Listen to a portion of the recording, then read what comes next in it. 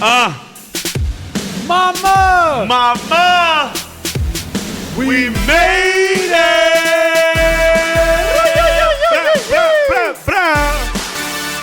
What it do though? Round two though. You dig? Ladies and gentlemen, bachelors and bachelorettes, before y'all do anything, pick up the phone, call your mother, tell her you love her. We got a very special guest in the house tonight. Everybody give it up for one of the most incredible human beings and producers in this game of music. Everybody give a warm round of applause for Rahki in the building. Yo. Minneapolis, Minnesota's very own in the building. Thanks for having me, y'all. Thanks for having me. I appreciate it. Thank you for being here. This is about to be extremely special. This has been a long time coming. Absolutely. Couple years in the making. Yeah. But as everything as everything worth happening is. Man. For sure. You know what I'm saying? A true testament to the journey of just even two human beings getting to know one another. Absolutely. You know what I'm saying? Yeah. And that's one of the most beautiful things. I actually love, before we even start, I just actually love like the creative community in Minneapolis, like the brotherhood that's formed amongst you and Squad. What up, Jathan? What up, Paul? What up, Mark? What up, Jathan? What up, all the homies? All the homies, you know what I'm saying?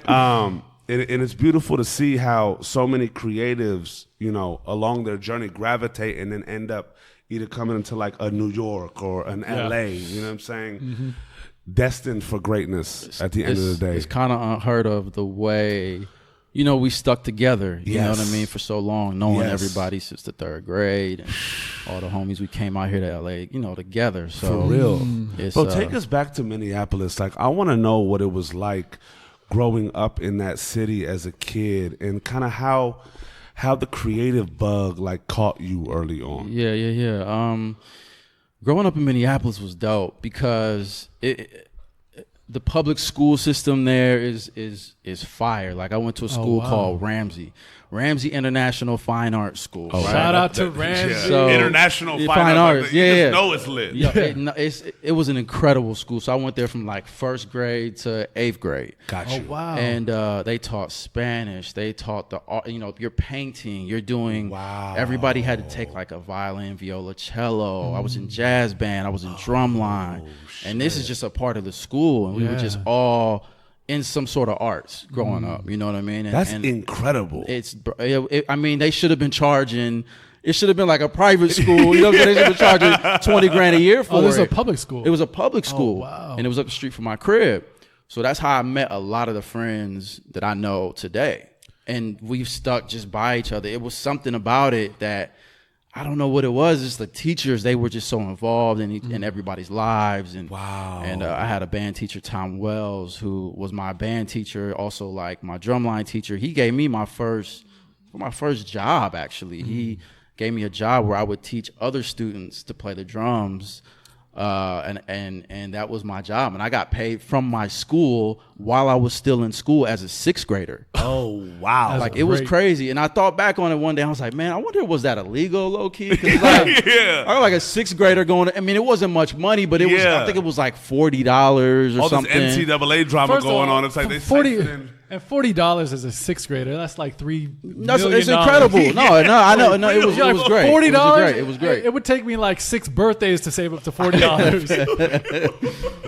It was amazing. So, the teachers were amazing. Like we had, I was in orchestra. I played violin. And were you in these at a young age? I was like I started orchestra 3rd or 4th grade. Wow. Now, were your parents into the arts or music? So my parents, really where my musical gene came from was church. That was the beginning of it. Before school, before anything else, it was church. So my parents are heavily involved in church. My pops is a minister, and my mom's, she sings in the choir. So and my dad played keys, trumpet. Oh, wow. So it's like music was always a part of, my childhood. It was music playing all the time. Of course, it was all gospel records. Yeah. You know what I mean? It was Clark Sisters, it was Kurt Franklin, it was Hezekiah Walker, all of these like great gospel, musicians. Yeah. And that's all we played. It was just like nonstop music in the house. My dad had a turntable and had records just going. I would just go through those records and just like listen to sonics of just like all this stuff. And I try to play. I emulated in the air, playing the bass, playing the keys, and doing all this. So when I was a kid, my mom told me, she said, when I was still in her belly, she was like, when we'd be at church, the music would come on, and you would start to kick, and you would start to go crazy in my stomach. So we knew that there was something with music in you before you even came out, that it was going to be. And that's literally God's work. That's God's work. So she said when I was 2 years old, I was at church, and there was a preacher that came from like another city, and the music started up, and I'm jumping up and down as a 2-year-old. She told me going crazy, and the preacher stopped the sermon and said, that child right there is going to be blessed with music. Put him on the drums. Oh, wow. They put me at the drums at the age of 2. Wow. And I never left. Wow. Never left. At the age of 2 years old. This is what my mom and father told me. Put him on the drums. Insane. Yeah. So that, like, right then, you know what I mean? It's like music has been a part of my life since, it's something that God gave me. You know what I mean? That's incredible. Like, this is all God's work. All God's work, in bro. His house. All you know what I'm saying? God's Amongst work. His family. All God's You work, feel bro. me? This is just golden. Yeah, man. It's like when I hear the stories, it's crazy to me to hear these stories from my parents. How crazy is that? Like, I want to kind of delve into this. We haven't really touched on this. Is like, going back, because I feel like a lot of us look back on our childhoods. Yeah. And it's so spotty. Right. It is. Right. In our minds. Yeah. Right. Until we go and, speak with our parents, and they have it so crystal clear in their minds, because they're like, oh God, we need to remember all these moments. Exactly. Like, my mom literally has tapes that she's shown me of like my birthdays that I remember, what the party was like and all this. But then you see like your little self just banging and doing whatever, like your little character in that.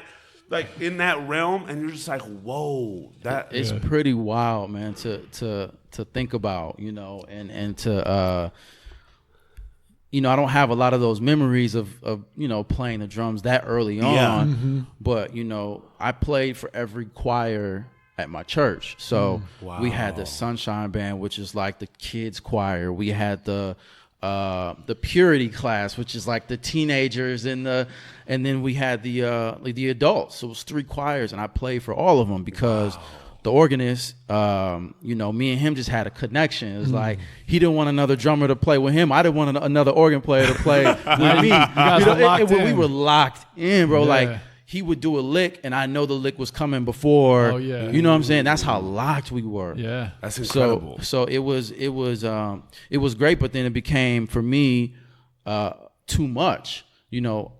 As a child, I'm playing drums for every choir.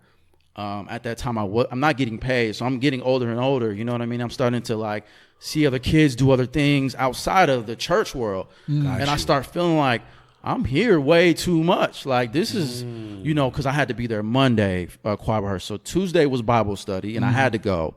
Wednesday was like the only day off. Thursday was another Bible study. Friday was a purity class rehearsal. Yeah. Saturday morning was choir rehearsal, and then Sunday church. Sunday church at day, Sunday church at night. So you're going straight from like your school right at night to church. Got it. My parents didn't. They just felt this is what they were supposed to do and how their children were supposed to be raised. Yeah. To be at church every time the door is open. Yeah. You know what I mean? And for me, I'm just like, all right, this is getting redundant. Like, I started seeing a lot of. What age were you when you started kind of feeling that way? Because like naturally, no parent can really control the growth of a child's mind. Yeah. Right. And especially one that's like in a school that's so free with music and that, and then also having the ability to blossom within the church. Right. But like, there's only so much that can be taught in terms of values. Absolutely. Right? Like, you come up in this house, like, naturally, it's a church home. You have the values that, like, the principles have been bestowed within you. Right? But your curious mind is also growing as well. Absolutely. Right? Absolutely. You're not in a world that, you're not in a community that's solely the church. Everybody in the community is built around the church, and it's like a utopian environment. It's like, the church is here, it's a staple. Yep. But then there's also the world around us. Exactly. And that and for me, that's what I started to see. It was like, okay, I go to church every day, but I see that there's a world outside of this. Yeah. And mind you, the church I went to was small. So it's not like a mega church. It's not like I'm getting a lot of these different cultures and these different people. Yeah. It's like, nah, this is like 50 people. You know what I mean? That's a very small congregation. Very small. It was very small.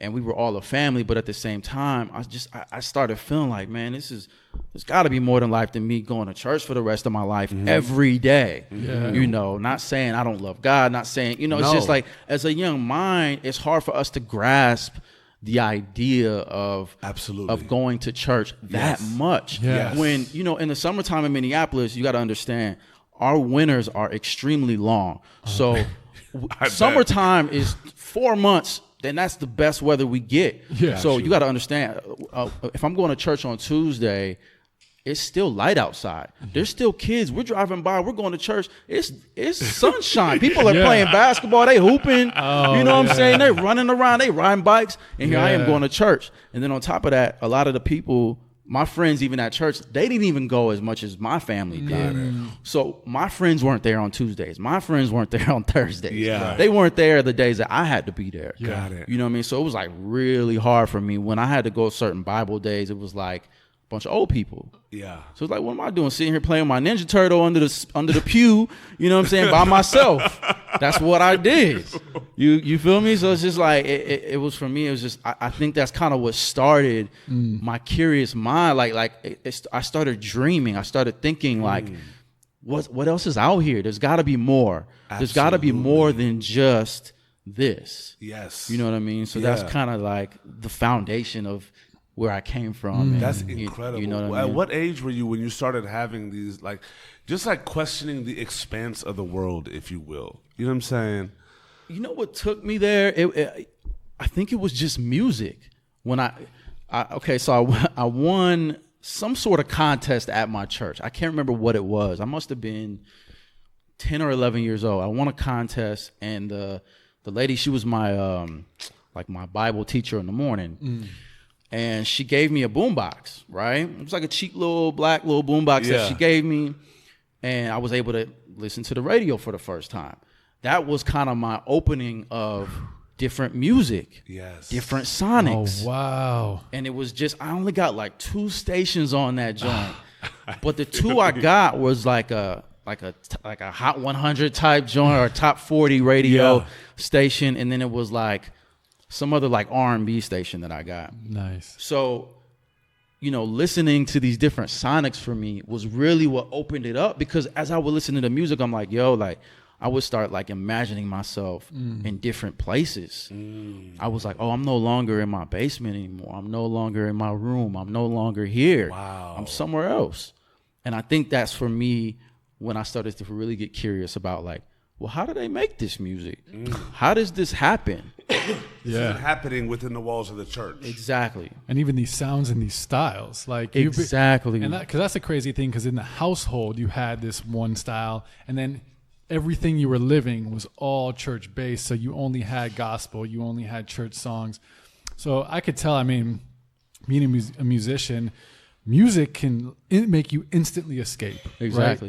Right? The second you don't even have to hear lyrics or anything. The second you just hear the feel of it, or just get in the zone with it, you could be somewhere else instantly. Yeah, it just has that effect, man. It's crazy.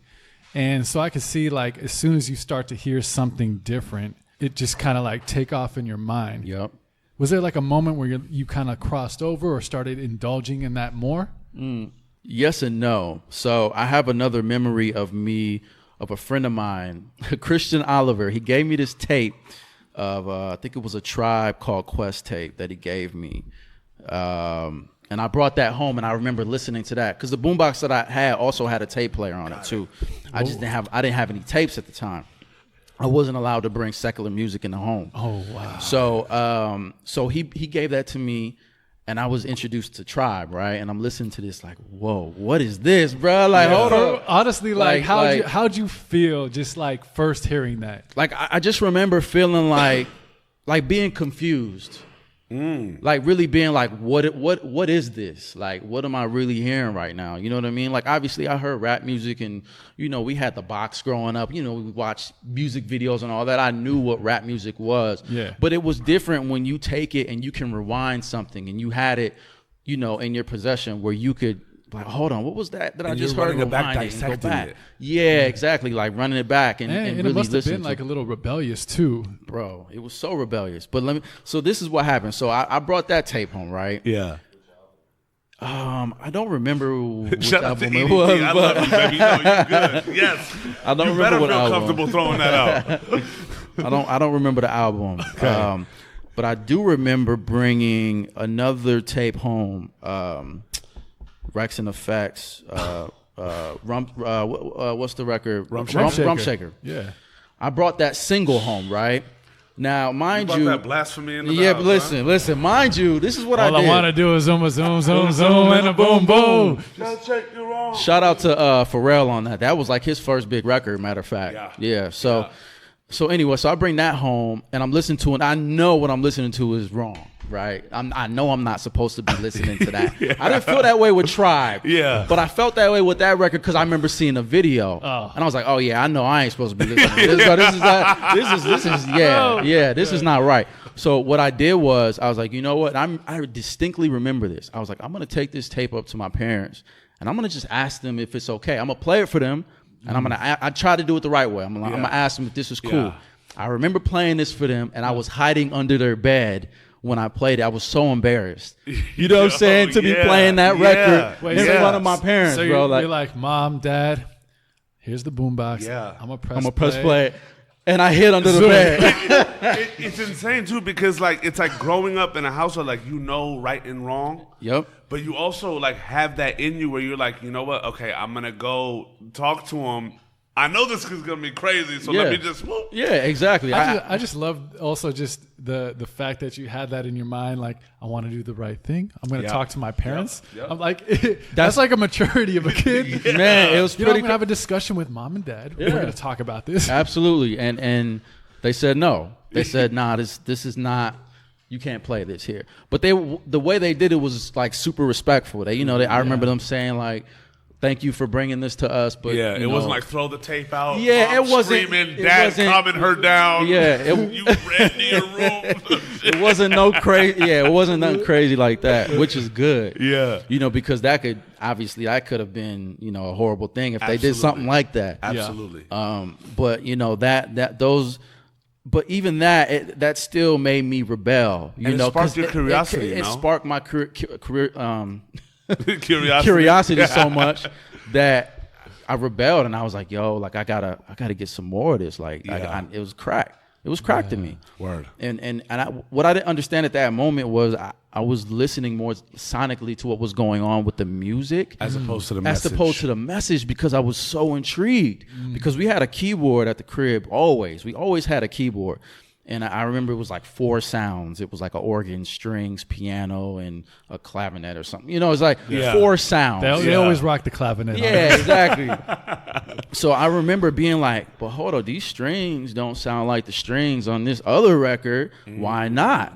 So I started to think that way. What's missing? What? How are they getting these real sounding strings at the time, not knowing half of them are samples, or they're actually, actual orchestra. They're real strings, or you know what I mean? It's like, I didn't know it, but that's really what started it. You know what I mean? And kind of going forward, I ended up with a crazy large CD and tape collection that I just rebelled. I did what I wanted to do. Got you. When I became a teenager, I was like, you know what? I want this music.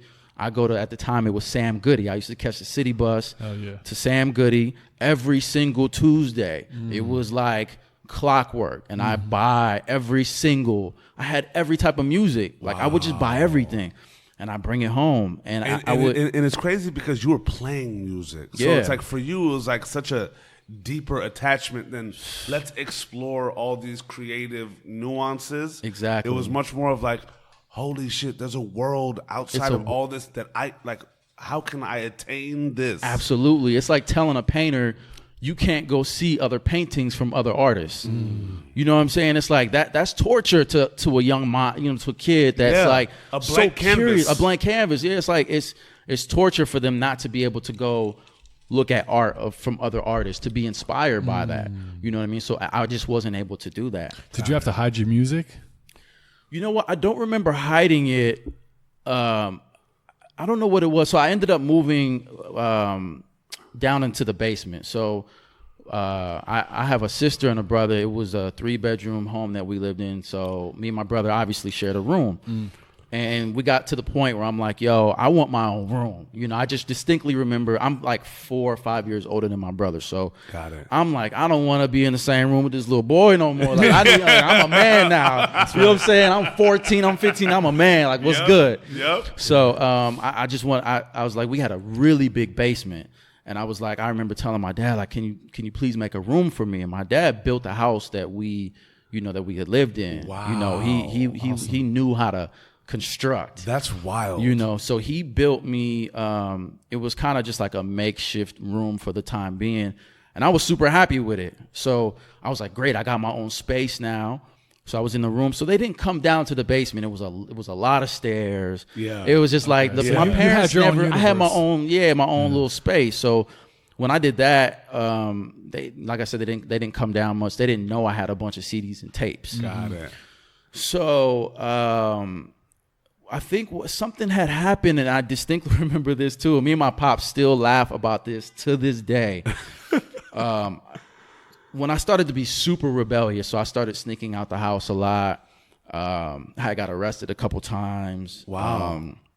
And we had a really big window. We had really big windows in our basement, right? And you could just take the screen off and bounce. It was that simple, right? So I used to leave every night. I'd tell my parents, like, I'm not feeling good. I'm going to go to sleep early. Right? If anybody calls me, tell them I'm asleep. Because at the time, this was before cell phones. Yeah, you had it down pat, too. I had it down pat, bro. Like, I would sneak out so much. It was crazy. And so I started getting into trouble. And one night I got arrested for me and one of the homies. We was like kind of breaking in some whips and doing, some crazy Kid stuff, shit. whatever. Yeah, exactly. Nothing I'm proud of to this day. You know what I mean? Just real. like things that we did. And young, like rebellious, want to be like kid shit. exactly, You know what I'm saying? exactly. Yeah. A neighbor must have saw us. We went to like a nice neighborhood, and neighbor saw us, called the police, and police, talked to us and called my pops. He had to come scoop me up. That's like way worse than the cops. Yeah, bro. It was just like, it was crazy. Yeah. So I was going through a lot of like changes in my life and all that kind of stuff. It was kind of a downward spiral for me. You know what I mean? And I think that's when he started to notice, or my parents started to notice, like, okay, what's going on in this basement? You know what I mean? So they kind of, I don't know if they came down at a moment we were talking, but it came up that like, okay, what are all these CDs? It was a lot of CDs, hundreds of CDs that I had. And I had this, I had a Snoop record. Damn, what record was it? It was a single I had. And I remember my dad, because it was an unfinished basement also too. So it's like, we had like big cement blocks. So he saw this CD and he was so upset that I had all these records that he knew I was not supposed to have. Yeah. He took the record, put it under the cement block, picked it up, dropped the block on my CD. Wow. That crushed me, bro. That was like the worst feeling in the world. It was like, that's, not only did I pay for that, you know what I'm saying? But that was my life. You know what I mean? Music was my life, bro. Like it was one of those things for me. I just like, to this day, we laugh about it now. Like it's all good. And he even feels, kind of bad about a lot of the things. He's like, man, like half this stuff, I don't even know why I was tripping on that. He tells me that. And as men, like we can talk about it. Absolutely. And it's great. And also it's crazy because like parents don't know what Like, it's wild when you think about it. Like, somebody having kids, right, and raising kids. No parent knows what it's like to be a parent until you are Until a you're parent. a parent. Right? And then every parent, like, has their own style and this and that and the other, Yep. their own beliefs. And it's just a matter of trying to figure it out. That's all it is, bro. And because every child is different. Yeah. So the same thing that may have worked on one child is not going to work on the next child. It may make what I like mean? the handling of things easier when you have one and then go through it. But Right. like, every human being that comes into this world is unique. Is unique. Yeah. And that's what's special about humans, though. Yes. You know, but I call my parents all the time and I thank them, you know, because I'm a parent now. So I got 2 children. And when I go through something, like I called my mom like about a month ago and I was like, Mom, like, thank you so much for getting me a dog. Like, I know I was begging you for a dog and you got me a dog. I see what you went through because I just got a dog a month and a half ago, and I was ready to be like, yo, like I'm taking this dog back. Like, I'm not doing this, bro. Like I'm not doing it, and I still go through that. You know, it's only been like a month and a half, but I call my parents and I thank them. Absolutely, you know, thank you so much for what you did and for my upbringing. You know what I mean? And I think it's good to do that, to let the parents know, because you know a lot of times when we talk about these things, when my parents fly out here and we kick it and we're talking about the things that happen as children and we can laugh about it now, it's still like sometimes I think my mom feels bad. You know, she's even said that, like she's even apologized to me about certain things. And I'm like, Mom, you ain't gotta apologize. Like you didn't know. Like I don't ever want her to feel bad. Absolutely. You know what I mean? It's crazy because like I know exactly what you're talking about. Even with my mom, because like my dad is the Zen master. Right. Just calm, collected. He's stubborn as shit. But like, I don't think me and my dad have ever gotten into a fight that lasted more than 5 minutes. Right. As mad as he could possibly be, he's like, and then he's like, should we go get some food? That's beautiful. My mom is the fireball though. Right. Like I have like the perfect match of both of them. Like my mom has literally tackled me. Like ran down, I don't know what the fuck I did. Whoa. But literally ran down the hallway. I'm sitting in front of our sofa and she like did the whole fucking like jump tackle.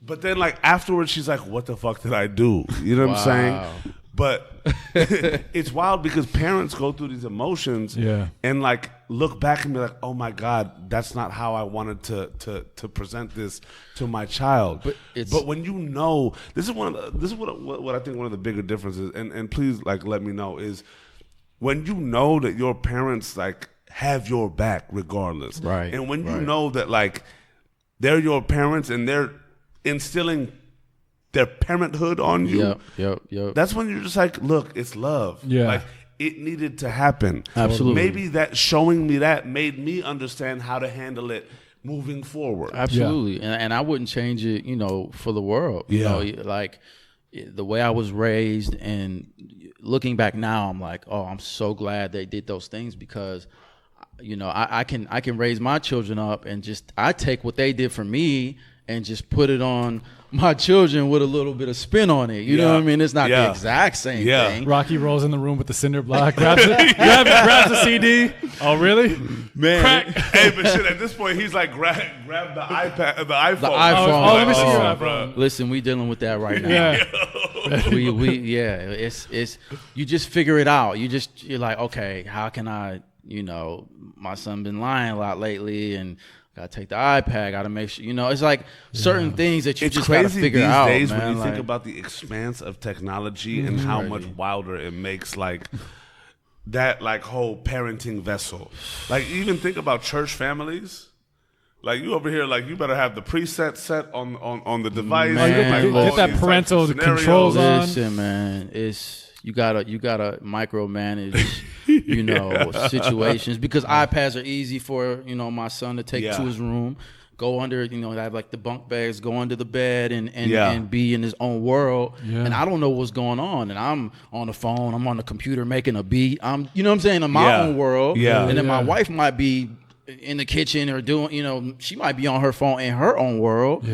And then it's like our children, somebody else is raising our children. You know what I mean? Like from a video or some music they're hearing, or who knows what it could be. And it's wild though how relative it actually is even in today. Right? Because when I look back at it, it's like your parents will instill values in you. Right. Your parents will, because what I truly feel is like open communication, whether it's parent to child, whether it's child to child, whether it's peer to peer, whatever. The ability to openly communicate and just like put it out there for conversation's sake is so much more powerful than dictating a rule. Absolutely. Right? Because I remember when I was a kid, it's like, you know, me and Joe even spoke about like multiple times on these episodes about like my mother and like drugs, right? When I was in, you know, junior high in that age, my mom mind fucked me without knowing she was mind fucking me. Because she was like, look, I know at this age, kids are starting to smoke weed and do these other drugs. I'm sure you've heard of it, right? If you ever want to do one of those things, come to me first. Wow. Let me buy it. And let's do it together because I want your first time to be with me. Bro, that took the rebellion out of all that. Can you see that? Like, Wow. No, but imagine that. Like, my boys are over there smoking weed, right? And I'm over here whipping, like going to the park. And like, yo, come smoke with us. I'm like, nah, I'm good. Because even like when I take it back to like our hide and go seek in the apartment complex, right? So we had this little apartment complex, and then there was like the parking lot structure or like area around it. It was like a moat, but it was a parking lot.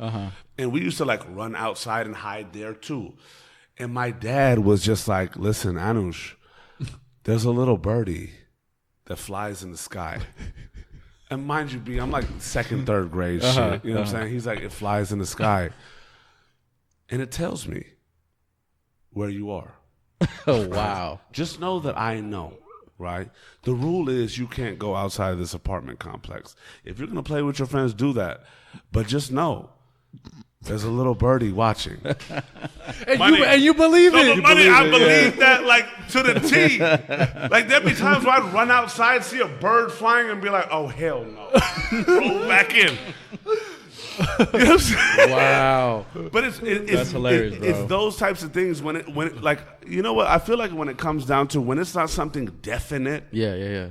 you become more open to the possibilities of like how malleable this shit is. Yeah. You know what I'm saying? Just in terms of like the rules and the regulations, because at the end of the day, the only thing we can do, regardless of how technology advances and all these things, is just give our children or even give our immediate peers a foundation. That's all Right? they need. Foundation like, look, and if you love. fuck up, come to me. Exactly. If something's wrong, come to me. Right. Because that open line of communication keeps it from, you know, Shorty texting one of her mean girl friends and being like, but Steven did this, you know what I'm saying? Right, If you can go to your mom or dad and be like, look, I'm going through this, and they'll be shocked. You know what I'm saying? But be like, okay, let's walk through it. I feel like that's just so much more impactful. Yeah. And You know I try to be very open when it comes to that. I could be a bit stern, you know what I mean? Absolutely. Very, I don't even know what the other word is, but it's just one of them things where it's like, because like my boys, like I want them to grow up and be men, you know what I mean? Like I'm raising two black men. Yes. So me and my wife always talk about this. There's just no room for error as a black man. Especially in the climate. Especially in the climate. So if we allow our boys to go out here and do this and do that and be open and just do whatever they want to do, you know, it's like the police are going, you know, they raised our kids. They end up raising them because if they get caught up with something as teenagers, they go to jail. Absolutely. They're being raised by the system. Absolutely. They're not being raised by us anymore. So Absolutely. It's just for us, you know, it's like I make sure they have a lot of fun. Like we're extremely fun family. Yep. You know, we do everything. You know, it's like I make sure my kids have a blast. But as soon as my son starts acting crazy, starts lying, which he's been doing lately, really, it's like, bro, you getting your privileges taken. Yeah. You know what I mean? The things that you the love. value of that word. Yeah, that's crazy. Look, dude, I had so you know I'm getting married in a couple weeks. Congrats, by the way. Shout out to Joe getting married. Probably when you're listening to this, I'm already married. But my fiance is black, and we actually had to have a talk about raising, you know, black children. Yeah. And for me, I mean, I grew up with black friends, fortunately. Right. But it's still, and I've like talked to my black friends about what it means to be a black man. I've talked to my black female friends what it means to be a black woman. Talking to my fiance and like what that really means. And it's like, beautiful that you have this conversation though. Let's be really real. Yeah. You know what I'm saying? Absolutely. I mean, absolutely. like there needs to be more of that, so people can Yeah. understand other people's perspective. Perspective. Yeah. Yeah, and like this is going on like a super tangent here, but it just reminds me because we had that talk about like raising your children, and I think as a parent, you have to. Dude, first, being a white male, you have so much fucking like privilege that you don't even understand like what racism is and understand that fucking privilege is, right? Until you have black friends that check you on that shit. Right, exactly. That's just the truth. Yeah, that's real. That's real. Like you don't understand like what it means to be sensitive to things, and that all develops and you learn it, and that's just a product of being a white man in America. Yeah, for real. That's just what it is. That's just what it is. It's. But go ahead. Yeah, go ahead. but like so transcending that into like how you raise your children, and like I think about how my parents raised me, but even with that, you still don't really understand. Because you could never understand it. You never will. You never. It's just one of those things that unless you're that person, you'll never understand. Like I could tell you stories for days about being a black man in America and how I feel, and it just it won't translate. You know what I mean? But I think it's important. First of all, it's great that you have these conversations. You have to. You have to. It's Exactly. imperative. And I wish that more people. And this is not even just a black and white issue. It's just everything issue. As an everything issue, just understanding different cultures and different people. Yes. Yeah. You know what I mean? I mean, bro, it's even like, for me, like even around the time of 9/11, like I'm Middle Eastern, right? And like naturally, like we'll get flack like this, that, and the other. But like, I'll be honest, I've never experienced anything crazy. Like I've never been frisked at the airport, and I could have a beard like just on thug level, right? And all these things. But for me, even when I'm presented with a thought or like an action in that realm, whether it be from a police officer or somebody of authority or just some fuckboy on the street, I just don't entertain it that way. Right. There comes a time where it's like escalations of scenarios. You know what I'm saying? It's kind of like that. My dad always raised me on the premise of no matter if you're right or wrong, if you start raising your voice and yelling, you've already lost. Damn, that's a good way to put right? it. Wow. Like regardless of who's right or wrong, if you start lashing out or acting out, you've lost. You've lost. Yeah. Hands down. That's beautiful. So I've experienced some of these like fuckery scenarios, but with me, that just like built my like verbal acumen and be like, okay, slow it down. Yeah, well, to even backpack off of that idea, and I don't remember having a conversation with my parents about this, but I know that I got it from them. I'm just going to give them the credit. You know what I'm saying? So, just being in a lot of situations, growing up in Minneapolis, it was even one situation where I was in college, and I used to go to the University of Minnesota, and me and a friend of mine, we were leaving to go get like a midnight snack because I was studying. And I had a whip. We were just going to the whip, right? We're just walking there, and a bunch of cop cars pull up, and they get out, guns pulled on us, like, get on the ground, going crazy. And I'm like, scared. Like, this is the first time this has happened to me. I've been pulled over before and all that and kind of roughed up, but not guns drawn. Yeah. This was like different. Yeah. As a college kid too, you know what I mean? So like what call was made here? Like, we had just left the door. It was the weirdest, like, bro, like it was crazy. So we they handcuff us, and my homie that I was with, he starts going crazy. Like going crazy, and I'm like, bro, chill, relax, chill. Like you look like you making this situation worse right now. Validating whatever they're pissed about. Like, let's not give them a reason to like shoot us or to tase us or whatever. As unfair as that fucking is. Exactly. As unfair, by the way, like that's what he has all the right in the world to do that. Yes. And it's But horribly but it unfair. also escalates a scenario Right. that doesn't need to be escalated. But that's Right. what's so crazy about being a black man in America. For real. It's like we get all of these things done to us, but then it's like we can't even act out, because as soon as we act out, then it's like, oh, like the angry black man. Exactly. You know what I mean? Well, that's It's where You like, got the val- president you calling were wrong. motherfuckers You sons were of wrong. bitches out Right, of well, nowhere. yeah. Well, It's that's like- what I'm saying. That's where like the validation Validation kicks comes in. in, yeah. It's like, you know, that's why it's so crazy, is because you can act in a way you probably and react in a way you should to Yeah. this like injustice that's happening. Exactly. But if you do, then it's like, oh, there it There is. it is. And There now it I is. can. Got there him. it is. Yeah, got got 'em. 'em. And- So, you know, just like I said, backpacking over, you know, what your pops taught you is Yeah. like, you know, I was just quiet the whole time. Like, all right, we're just going to see what it is. Yeah. Like I know who my pops is, and I know I can make a phone call.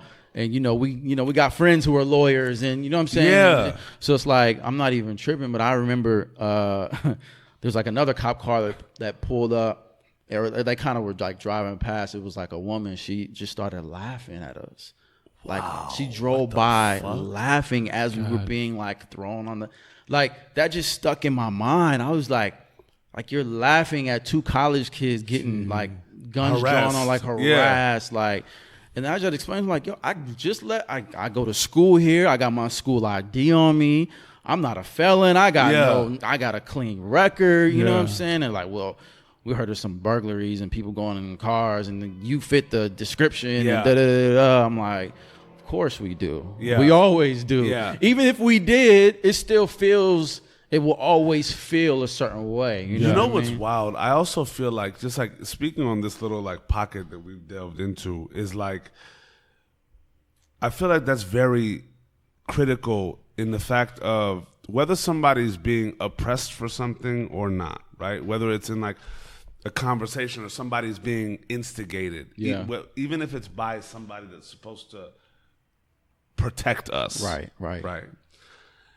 It's actually incredible to see like how rhetoric really changes a lot of these interactions, right?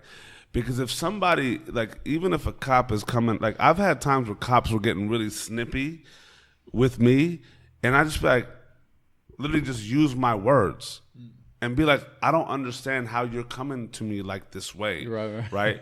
I'm not being aggressive. I'm actually being authoritative. Right. So can we have a conversation, or is there something different, officer? Right. And in that moment, like a motherfucker just gets like deflated. Oh, trust me, I learned that, bro. Like, You feel me? I got stopped so many Because times. look, It's like, I sometimes, learned that. yeah, it's like sometimes, look, every since we're gonna go there, fuck it. Every We're here, baby. Yeah, no, but every race and look, at the end of the day, flat line, we're all human beings. Exactly. Bottom line, the human race Absolutely. is what all of our races are. Yep. Yeah. Right? Every race of people, being that if you look at it as a pie, yes, there's all different types of people. There's good and bad in every one of us. Every one of us. Right? Bro. So that's what it is. Like, there's good, there's bad. Yeah. There's good people in Middle Easterns and bad people in Middle East, white people, black people, Mexicans, whatever. Like, bro, that's just the human That's race. just the human Yeah. race. There's good humans, there's bad humans. There's also humans that have went through certain types of things we never could know. At the end of the day, it really comes down to just like being educated enough, right? Like, and it's wild because, yes, in y'all's predicament, there's no way I can understand what it's like to bring a child into this world of color. Yet, you know what I'm saying? You may be out there, shorty. No, but it's a fact. Yeah. Like, this is something that's going on. But if we're taught to address the situation, right, with calm, I truly feel like more than likely it will shift the culture. Absolutely. You know what I'm saying? There's no way for us to know in these moments what went on. There's no way for us to know like how somebody can use their position of power to dictate a rhetoric or a vernacular, right?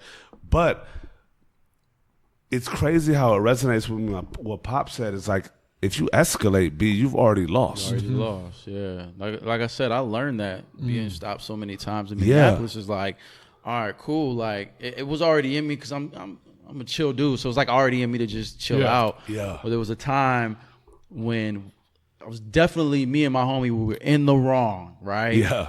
He had drank too much. He was driving. Yeah. You know what I mean? And we were like super close to the crib. And it was just nobody around. We was at the red light. He was like, I'm going to just hit it, bro. I'm going to just go. As soon as we did, you know that? And that's the worst. I was like, bro, this is like out of a movie. Yeah. So I was like, and he had, and the whip that we had wasn't even, it was his homies because it was his birthday. So he had like a clean range that he had just, like he let him have for his birthday. Yeah. So we had it just for the night. So we were in somebody else's whip. It was all bad. The windows were tinted. All bad, right? So I'm in the back seat. So I was like, you know what I'm going to do? Before these cops roll up on us, I'm going to roll the back windows down. So I rolled the back windows down so they could see. Perfect. And the guy walked up and he was like, man, thank you so much for rolling the windows down because when we saw your car, we couldn't see inside. So, you know, it makes us feel easier that way.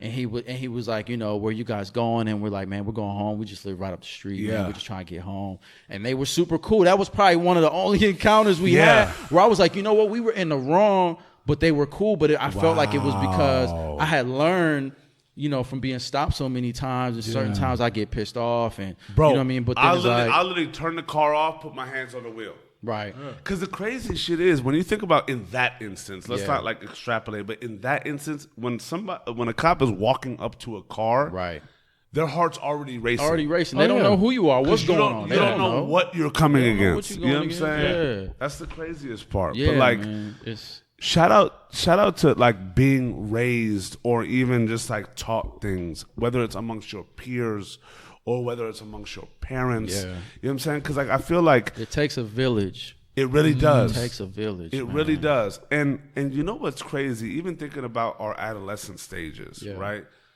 The parents that are far more open with communicating with their children take the power away from their friends. Right.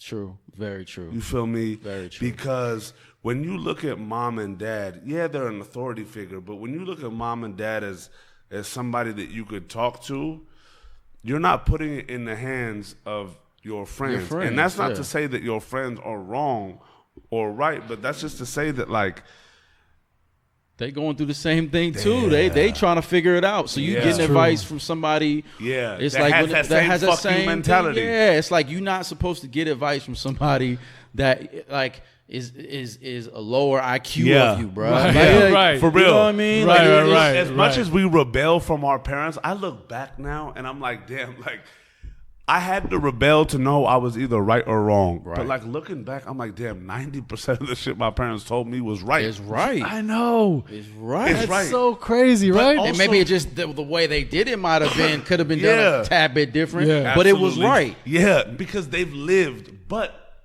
I was also thankful that they allowed me to find out what I felt right and wrong was. Right. Like my parents, like, I love you, mom and dad. But like, they literally were like, look, this is our thought on this. Go experience it. But just know, this is what right and wrong is. But we can't, like they literally instilled it in my head. We can't stop you from doing what you're going to do. Right. We could just hope that we could tell you and you know what the difference between a right and a wrong is. That's great. And I was just over there like, yep. Going back to this kind of like age, right? Mm-hmm. And I feel like it really happens for us like as we like 8th grade to high school and like into this like college sphere, this like decade of youth and adolescence. What was that like for you in Minnesota? And also knowing that like, I want to know what that culture was like as you were building your musical acumen. Right? Like, was it like parties? Was it like cats getting together? Like, what were the throes of those teenage years? Because I feel like in every creative, that nexus is very important the blossoming of whatever it becomes is. Mm-hmm. Yeah. It was interesting. Like high school for me was, so like I said, like when I went to the art school from first grade to eighth grade, it was like a lot of my friends that I had grew up with, we all ended up kind of going to high school together. Yeah. And which was literally a block away. Wow. So it was this high school Washburn, which I don't know if y'all familiar with Next, the R&B group. Next. They went there, like, you know. So we went there, and it was just trouble for me. Really? Because it was like, how so? It was just too much. It was like girls everywhere, like it was like all the homies, people from the block. Close. Yeah. It was all of that, and I just, for some reason, I didn't flourish well in that environment. For whatever reason, I didn't. Like that's when I really kind of started to get in trouble, you know, and my grades were horrible. And when you say you didn't flourish well, were you like getting caught up in it, or were you, like, how did you react to it? Aside from like the grades, like, were you like, oh, this is just overstimulant, I'm diving deep into the girl world? It was a bit of that. It was the smoking, it was the robberies, it was me trying to think I was gang banging and getting, you know, having a gun on me. And really, yeah, man, it was like, it was a bit of all that, you know. So how to take that trajectory though? Because I mean, when you go home, that's not really your life. But when at all, not even close, bro. No, we have church music. Yeah, exactly. Yeah. But when you step out, I mean, I think we all have, especially as teens, like especially for men who are going through that teenage phase of like 14 to 16, even like 17. It's a weird kind of like, because and you're trying to be cool, you're trying to like be an adult, you're trying to hang. It's like all these weird things are happening at once. But we all go through that phase where we leave our home, go to high school, and become a different person. Yeah, absolutely. And a lot of the times it's doing bad shit. Right. I don't know what it is about that. It's just. Do you think it was like more rebellion for you? I think it was just rebellion. I was just being rebellious towards what my life was, which was, it was just so regimented, you know what I mean? It was being a good religious kid. Yeah, exactly. That's exactly what it was, and I was like, you know, I'm not rocking with this no more. Like, I'm over that. Like, I've done this for my entire life up until that point, up until I was like 14, 15. It's like, I'm not doing it no more, you know? And it just came to the point where I was blatantly like doing whatever I wanted to do. Like, my parents could not control me. It got to that point, you know, like I would steal a car every day. Steal a car every day? I mean, no, not steal a car. I would take my parents' car. Oh, okay, gotcha. Yeah. I did that for years, like from freshman year to like junior year before I got caught. Every day I would drive to school and drive around and just, I had my pops with. My pops used to take the city bus to work. And, you know, because he didn't have to deal with parking and all that kind of stuff. So I would do that. And then it was just like all these things. It was just being rebellious in every way that I possibly could. Did you feel at the time that this is who you, like, someone you were becoming, or did it feel like just someone you were trying to be? And I think it was more so I was trying to be that. It was a combination of me trying and then just trying new things out. You know what I mean? Like the lifestyle of the, you know, staying up, like going to parties, sneaking out, smoking, I mean, look, it's drinking, fun though. It's like, fun. Absolutely. When you're at that age, it is extremely fun. Yeah. You know what I'm saying? There's really like not many consequences. It's and it's fun. Yeah. And that's what all like the cool kids are doing. Yeah. I mean, it got to a point though for me where even some of my homies were like, hey man, you kind of tripping though. Like, oh really? So you took it a little overboard. I think so. Like, you know, it just got bad. Like I said, I didn't really care for the consequences. Okay. I didn't care what my parents thought. Me and my dad physically would fight each other. Oh wow. It got that bad, you know, and they just couldn't control me. I mean, they wanted to send me to I remember they told me they wanted to send me to a military school. They were going to send me there.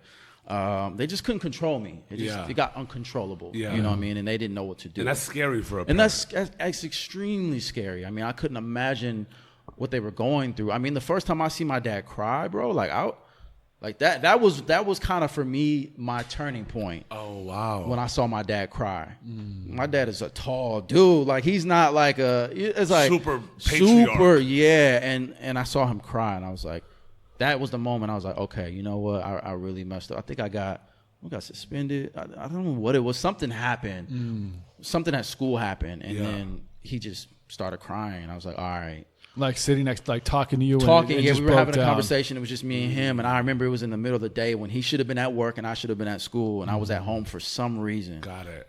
And he cried. And I was like, all right, this has got to be a turning point. So I left that school that high school I went to and went to a private school that they initially wanted me to go to, which is like Minneapolis Academy.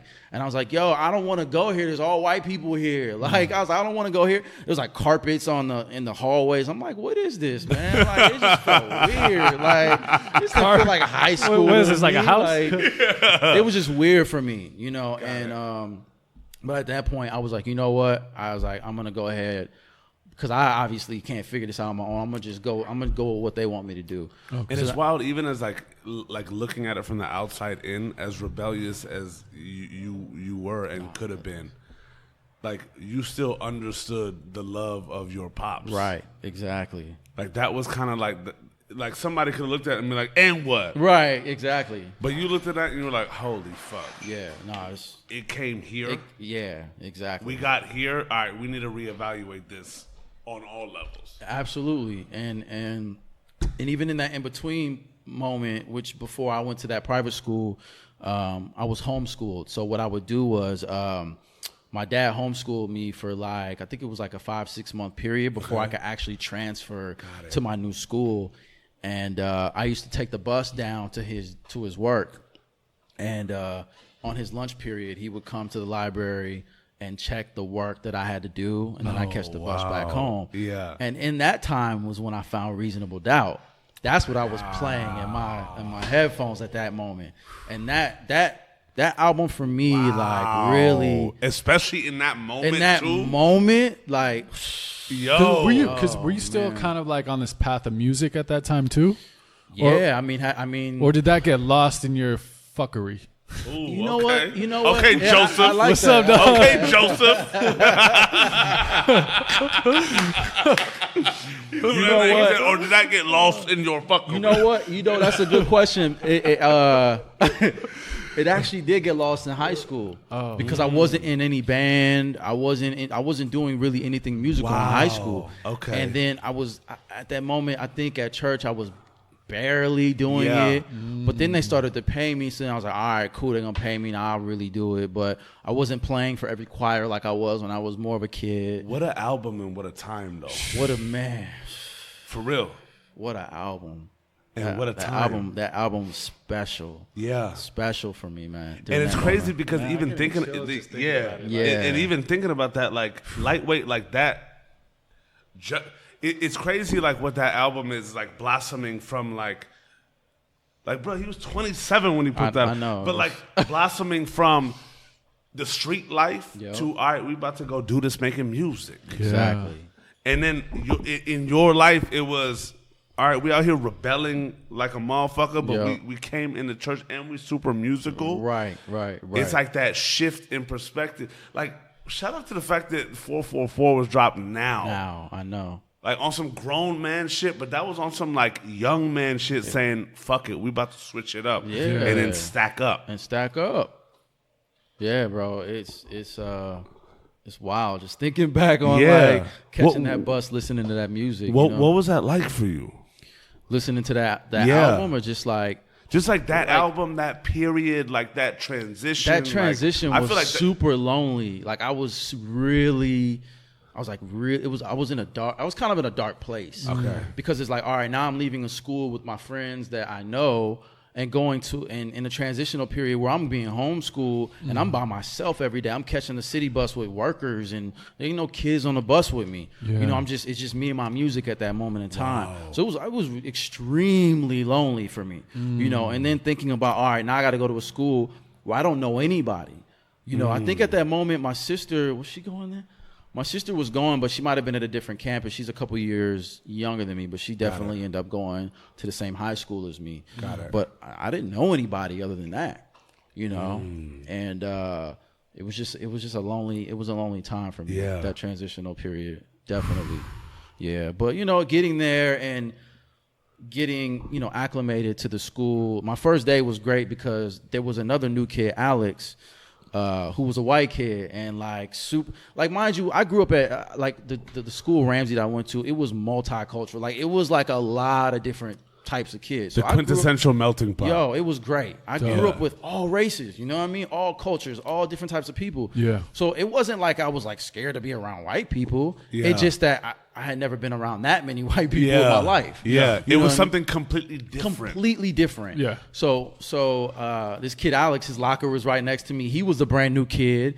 And he was mad cool. So I was like, yo, I rock with this kid. And he ended up just being a homie. Like we just ended up being best friends for like from then on. You know what I mean? Wow. So it was like a great moment to have that, to be able to go to a school and meet somebody off top who's dealing with the same thing that you're dealing with at that moment.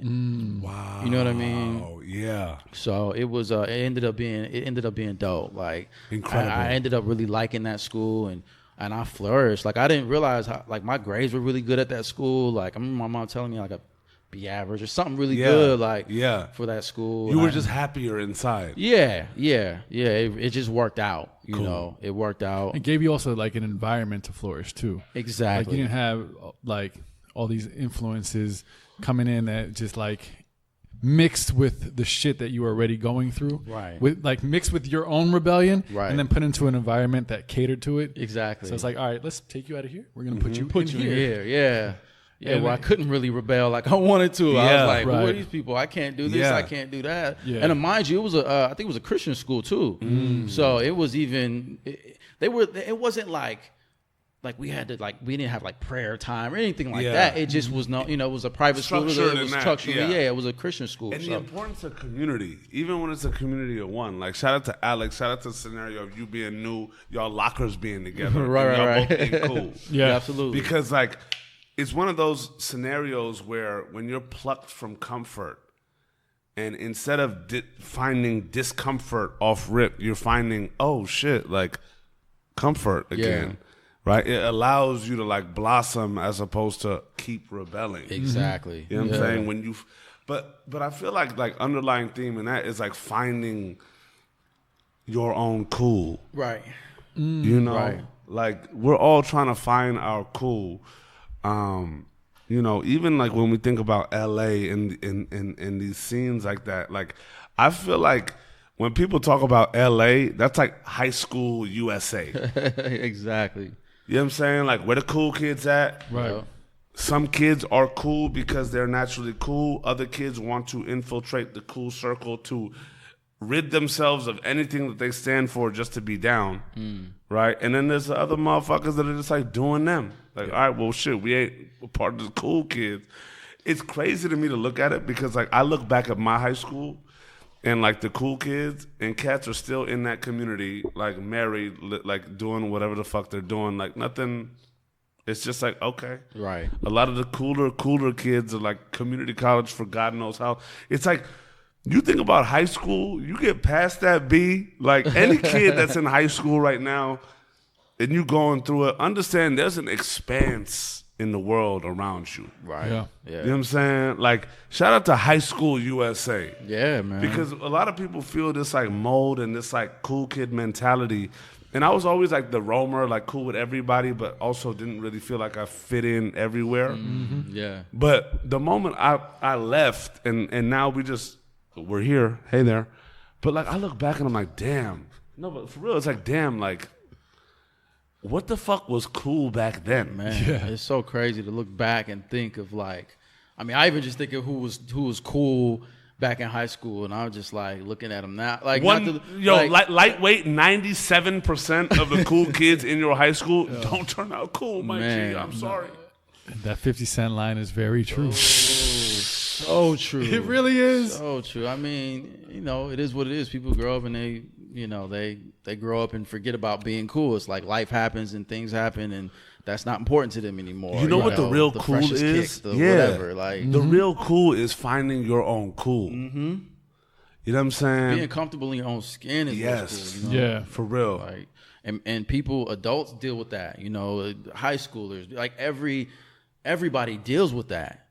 Just being comfortable in their own skin, because the older you get, you change, your body changes, things change. It's like, you may have kids and you're trying to keep up. You may have all of these things happen. And so you're constantly trying to fit in something that, may not work for you. Yeah. It's crazy when I think about that fitting in. Like, if there was one bit of advice I could give to anybody, is just to like appreciate your own individuality and your cool. Right. Because like, when you start to really think about it, the more somebody appreciates themselves, that's when their circle of friends become formed. Yeah, that's when their squads become built. Right. Because when somebody knows themselves, they're not going to let the idea of a mirage, like, oh shit, like I need to be there. Right. Once you really tap into whatever the fuck it is that you fuck with. Right. Your world starts building around that. That's the craziest thing. That's so true. It attracts all the people want to be like you. Yeah. They all want to be around you. Yeah. Because when you walk with a certain confidence and you know yourself, it just attracts people. Yeah. You know what I mean? Like, people are attracted to confident people. Absolutely. But it could start off a little lonely. Like, oh, for sure. And I think it usually does. And I think that's why what makes it so difficult to kind of go through that first phase of accepting who you are and being comfortable with that, because you could be living a life of, we live so much about how we're perceived, right? It's all about perception. And if you can drop that, you're not perceived in the way you've been putting yourself out so much. Right.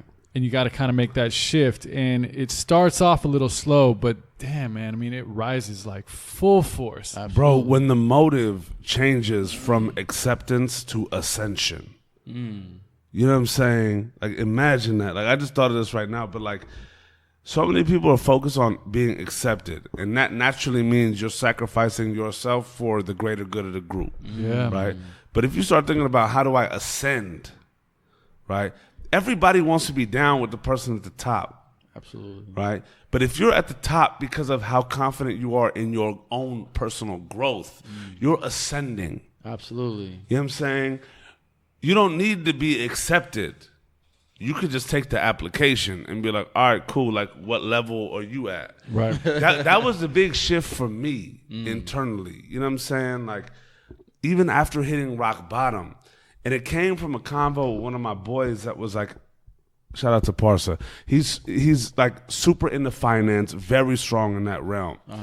And after I'd hit rock bottom, he kind of came over here, and I was just starting to like, just got the spot, was just like leveled up again. Yeah. And just had like such beautiful thoughts of what I wanted to do. This whole podcast, all this shit never came from me.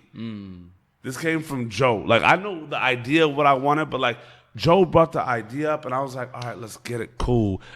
After 5 days, after 4 days, you know what I'm saying? But he was like, yo, and this conversation I had with him really kind of changed my view, which is like attributing to that thought, is he was like, yo, Noosh. And mind you, this is a kid that when I first got my driver's license, he was the first kid I picked up in my new car, and we were just rocking. Oh, wow. 2 years older than me, but like, we were just like, yo, like, P, like, we good. Oh, wow. That's dope. And, he's always been there with me through the thick of like the darkness and now, right? And even when I was in high school, like, I was always this kid. I was always this personality. Right. It's never changed. Just the identity within myself changed. Got you. Right. And, we were kind of talking. He was like, look, bro, like, I see it in you. You just have this like laser focus and energy now. Like, I could just feel it. He's like, how can I be down with what you're doing? And at that time, the podcast hadn't even like come up. That convo with me, Joe, and Jonas hadn't even happened at the crib. Wow. Right? But in that moment, I was just like, bro, you know what? I was like on my journey of like, let's just go talk to the culture again. all these people, all these cats that I've known throughout these years, I'm actually open to say that I know that I don't know you like that. Sans our energies. Wow. Right? Let's just go chop. I want to get closer to your story. Yeah, understanding Even the without person. having a platform for it. And with him, I was like, bro, and it clicked to me then. I was like, bro, look, you already down with what I'm doing. That's just my love for you as a person, right? But in terms of this community that we're building, understand this. The only way you really going to be down with me is if you continue to grow at the rate that I do or want to, right? I'm not going to tell you there's a formula for you to be down with what's going on because I don't know what the fuck's going on. I just know that I want to keep growing, right? And you're in the finance world. I'm in this world. But know this, if you keep focusing on becoming great at what you do, that ascension, right? Understand this, regardless of what time it is in our lives, I'll just look to my left, look to my right, you'll be there. It's not about being a part of this specifically, but like when I look, regardless of where we're all growing and going to, when I look over, you're going to be there if you're focused on being as great as you possibly can be in your shit. Yeah. That's what And it's that about. was just that like moment. Wow. Because so many people want to kind of like be down. Absolutely. But when we also think about our junior high, high school, even college relationships, Right. as much of camaraderie as we had, nobody's out there with like the same group of friends, B. Right. Because we all growing. We're literally all like living different lives, growing, having different things happen, what. But the people that stay in contact with one another, it's not because of like acceptance. It's just because their lives are parallel in some ways, or like, bro, like my best friend on this planet Earth, I'll go a year or two without speaking to him. Right. But when he comes and visits his family, I'm still spending the night at his crib with his dad that was my doctor, right? Wow. And like having a jacuzzi night. Right. But I don't need to text him every day. We're best friends for Check-in. life. Yeah, exactly. That's what it's more about, is about having lifers, you know what I mean? Friends that are lifers. You know, so like you said, you don't have to talk to them every day. It's just like, you know, every now and then you check in, make sure somebody's good when you think of them. Yeah. But it doesn't have to be, you know, because as you get older, you understand it can't be an everyday thing. It cannot. It's No. impossible. People are, you know, moving, shaking, like you working, got kids, you know, whatever you do, it's just too busy. It really is. It's crazy how it's even hard to just get on the phone sometime with somebody. For real. Like, you gotta have sometimes I gotta have an appointment just to get on the phone with somebody. Like that's Like, how bro, crazy I it is. texted him today just after we were all talking, seeing what went down here. Right. He's in Vegas. Wow. I literally just texted him and said, yo, B, text me back. Let me know that you just okay. Wow. You know what I'm saying? And it's one of those, like, bro, like, it's a trip because I feel like so many of the things we put value on is so external, right? Like, we're taught, like, all this external shit. And if we were able to really, like, dig deep within the trenches of us, shit would be way crazier. It would be way crazier. You know what I'm saying? I mean, there's a lot of people holding a lot of internal things in. You know, they're holding things in. So, like, they're not letting that out. You know? They don't have anybody to let that out to. Yeah. You know, and that's why certain people get therapists. Yeah. You know, or they have that one person they can trust to go to. But then some people just don't have that person. No. And that's what can make you go crazy, because you want to let somebody know they're crying out in some sort of way to somebody, or to on the internet or something, but somebody's not taking heed to what they're, you know, to those signs. Yeah. And, you know, that's why you end up in with situations like in Vegas, for example, or, you know, whatever it may be. But it's definitely important to try and see how people are doing, you know, your friends, your family, as much as you possibly can. And like, even like your own goals and aspirations. Yeah. You know what I'm saying? Like, and with that being said, when was it for you that like that creative bug kicked back in your youth, right? Like that, like transition from high school, right? When did that like shift and just resurgence happen? That happened when we was shout out to my boy JB. He so like he had a basement with like turntables and drum set. He had a drum set down there, and me and a couple homies used to go over there a lot and just jam out. And it kind of started turning into like a rap group. You know what I mean? And it was like, oh, we're actually like writing rhymes now. Like we actually writing hooks and like. Okay, this is kind of dope, and we was having mad fun with it. Like it was just like a fun thing to do, like take over the world type shit. Yeah, and it was just like we watched like Rap City. Yeah, and y'all in the basement. In the basement. Are you playing drums right now? Yeah. I didn't like to play as much because I played so much during that moment in time. But like I wanted to like write. I was like in the writing. So you getting into writing? So I started now. writing around that time. Oh, okay. Yeah, because I was like, I'm not gonna be a DJ. My boy JB, he was a DJ. He had the turntable, so he was a DJ. I was writing, and when they wanted me to hop on the drums, I hop on the drums. Okay. You know what I mean? So we just started doing that, and that's what kind of started the whole Pharaohs thing, which is like that was our group name, was the Pharaohs. Shout out Pharaohs. to the Pharaohs. Man, bro, that was like shout out to the Pharaohs. Minneapolis knows about the Pharaohs. For sure. What up? What it do though? Pharaohs in the building. Yep. Yeah. It was crazy because we started throwing parties, and the parties turned into okay.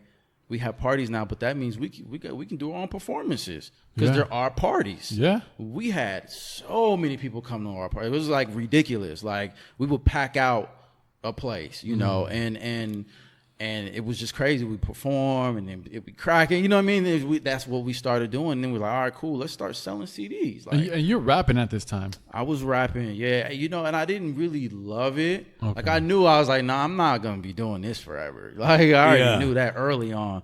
But I was definitely writing because that was like therapeutic for me. Like, cause like, I was still a teenager. So it was like me writing rhymes. Yeah. I just write about whatever was going on in my life. And that was so therapeutic for me. It was the only way I could get out the aggression, how I was feeling. Because at the time I didn't have equipment to make beats. So later on in life, I will find out that was my true way of getting out my aggression and my true feelings. But at the time, I didn't have the equipment for that. So writing just filled that void. So writing, I had journals and books of just writing. I was writing poetry. I was doing just writing, expressing myself. You know what I mean? And getting on stage was like kind of a bit of a weird thing for me because I was a little bit of a shy dude. So. Okay.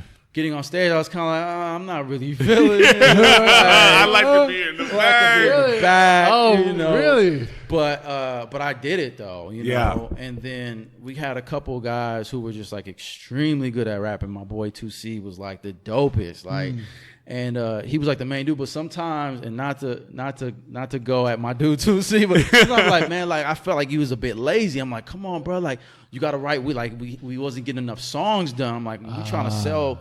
We trying to sell CDs. We wanted to do it like Master P. We wanted to like sell it out the trunk. Like we was like, we about to hustle because we had the people. We already had the following because of the parties. Yeah. So we're like, okay, if we can just translate that to them, every time you come in, you buy a CD. You know what I mean? That's how you get in a party. You buy a CD. Wow. So then it's like, y'all doing the Prince album like releases like before it even happened. Like, yeah. We was shout out to Minnesota. Shout out to the Minnesota. It was crazy. We were just on that. Yeah, man. Prince, Jimmy Jam, Terry Lewis. Like, you know what I mean? It's like we got some like greats, like the greats there. So, doing that, that was like project for entry. Right. Yeah. For real, you know what I mean? Man. Yeah. So that's just lit. doing that was like that beginning stage of the true like creativity and turning that into like a business model and money and figuring that whole thing out. You know what I mean? As teenagers, that's what we were doing. And that's incredible that like you kind of came up under that creating the sonic landscape sphere, right? But then you didn't have the equipment. So you just delved into the writing aspect of it. Absolutely. Any way I could be creative is what I was down for. Like that's all I wanted to do. And then, later on after we kind of started having so many parties, we ended up getting our own club night downtown Minneapolis. I think it was called like Taboo or something. Is this still high school? This is my first year of college when we got the club night. So I was 18 now. We were all like 18, and University of Minnesota. Yep. And we show one of my boys, Paul. Shout out to Paul. He ended up working at the club that we got the club night. So he kind of was like, we strategically did this. He was like, all right, I'm gonna go work at this club. He's just bar backing for a while, for like a year, and he's like, all right, I'm gonna get close with the owners, get in there, and he got cool with them. And he was like, look, we throw parties, and when we throw parties, we fill it out every time. So I believe they ended up coming to one of our parties, and when they saw like what we were doing, and they were like, oh, these little dudes are kind of doing it, you know what I mean? So, like, all right, we'll give you a night. Yep. We'll give you the worst night that we got, which was Wednesday. Worst night, bro. Nobody goes out on Wednesday in Minneapolis, especially in the wintertime. Nobody goes out, right? So they give us this night. We do Pharaoh's Night Wednesdays. We did our own commercial, which at the time was like the biggest hip-hop station. B96 was the biggest hip-hop station at the time. We had our own commercial with our own song. That's dope. And at the time, it was me and Paul rapping. We had a record called Mommy. And the ladies would go crazy for this record. This is so funny even talking about it, bro. Stop. So we pressed up. Like, it was called Mommy? It was called Mommy, yeah. Pete Fenimore, bro. So we did this record. We had it on, it was our commercial, and it was playing on like the main radio station, which was so crazy to us, like being local dudes like that. Yeah. And we filled out like the first night, it was like packed to capacity. Wow. Like it was like bananas. On a Wednesday. And that lasted for 2 years. The problem that ended up happening was because we was the young dudes. Yeah. Paul never got a contract with the owners. It's like the owners ain't gonna give a contract to these little 18-year-old dudes. Right. So new ownership came in, and because the night was already implemented in, we didn't need to promote no more. Because the night was popping. It was known. You know what I mean? The Wednesday is popping. It's popping. Yeah. They were tired of giving us the Pharaoh Wednesdays. Yeah. Pharaoh Wednesdays. They were tired of giving us, however much they were giving us every Wednesday, a couple $1,000, whatever we were making. So they were just like, all right, cool, y'all are out. Like, it's no more y'all. It's no longer y'all night. Wow. And we were like, what? Like, just new ownership. They just felt like they didn't need to give us money. We're changing it up. Yeah, they changed it up. They didn't want to give us them thousands of dollars no more. And at the time, that night got us our own studio that we paid for. Got me my own equipment. Awesome. Which I was able to start making beats on. You know what I mean? So I was making beats for all the fellas. We were pressing up our own CDs, doing everything on our own. You know what I mean? We were just trying to, and it just didn't work out the way we wanted to because, we ended up not with that night. So we weren't making as much money, anymore. Yeah.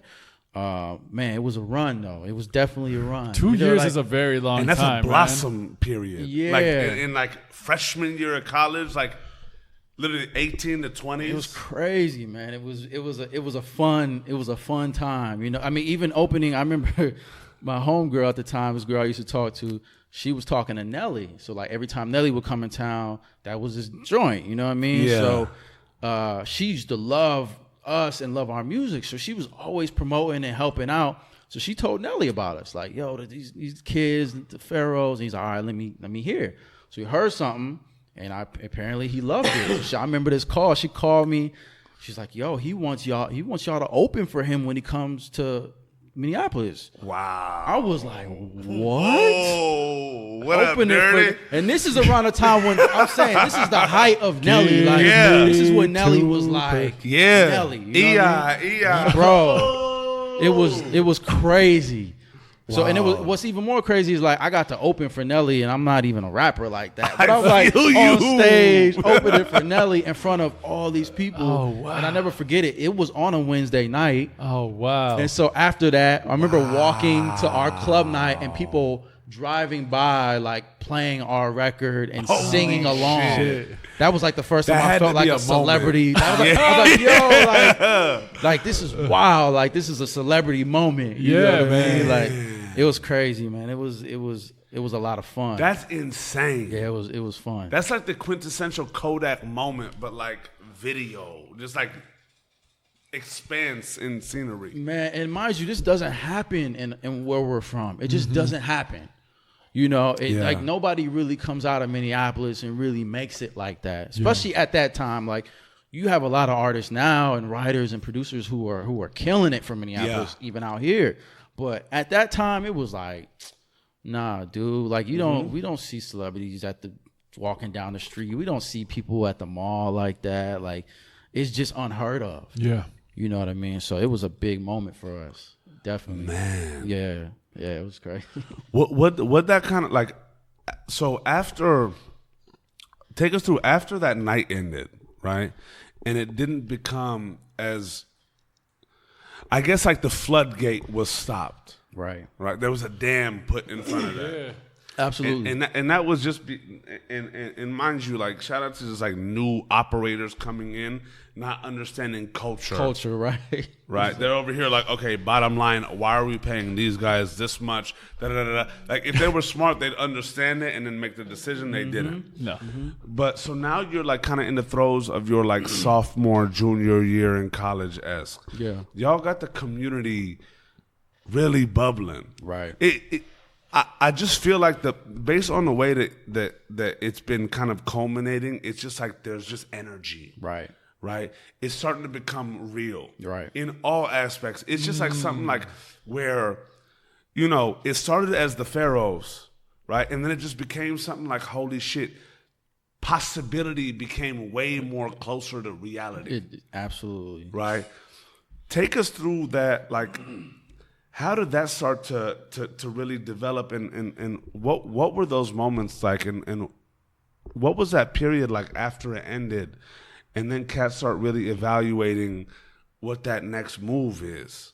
It was from what I can remember, it was a moment of trying to figure it out again. Yeah. You know what I mean? Because it's absolutely. Like, here we are up here. We feeling like we on the top of the world. We on the radio. We doing it. And it's like we open it for Nelly. And then all of a sudden, okay, what are we doing? Yeah. You know, get pulls from under you. Yeah, exactly. Yeah. And then around that time, I believe Paul, we had took a couple trips out here to LA.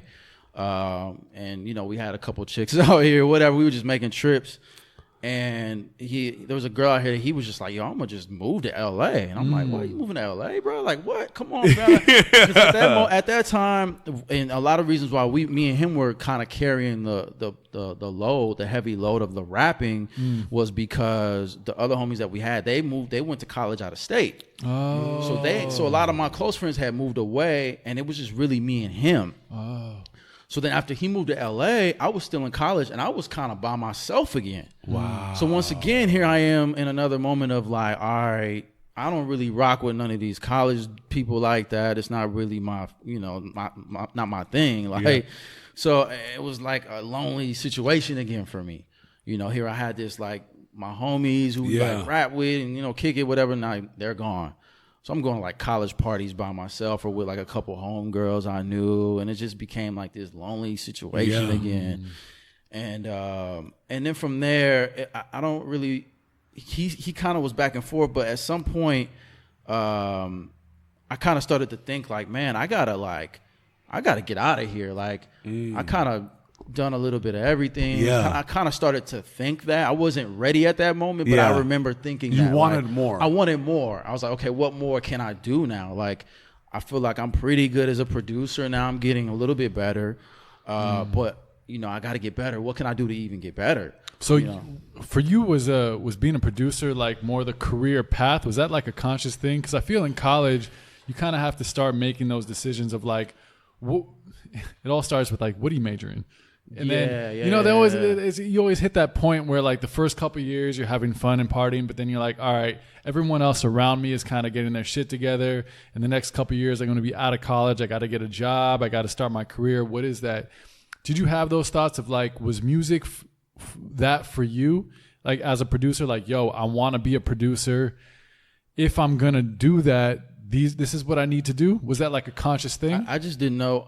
At some point, I knew I wanted to be a producer. I just didn't know how to do it. I didn't know what to do to lead me to a point where I could sustain a living Like off what- of music production. You know what the I mean? I actual didn't- steps were. Yeah, I didn't know what the Aside steps from were. like making beats for the Pharaohs. Exactly. You're like, all right, how do I? I had no idea because I Got had it. never, there was no mentors. I had never really seen it before. Yeah. And so I remember my parents taking me to, there's this music college called IPR back in Minneapolis.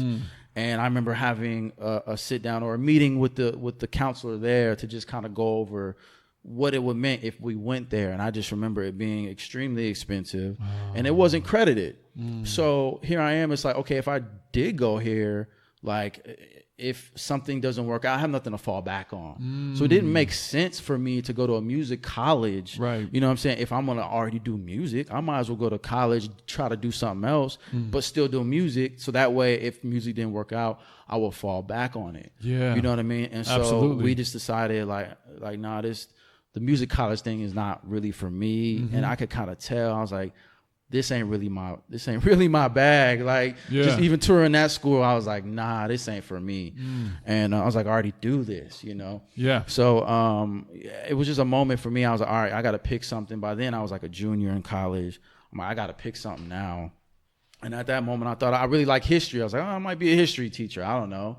That's what I kind of picked. I started taking history courses. Which is so crazy, dude. So crazy, like, bro. You're Like, it's like, I just the mentality that, and that's the thing with like being in college is like the mentality you have to pick something. Got to pick something. And you have this dream of like, all right, this is what my passion is, but there's really no like school that teaches you how to be a music producer. Exactly. At that time, at least. Yeah. Especially in Minnesota. Exactly, bro. So it's like, all right, well, what else am I into? History.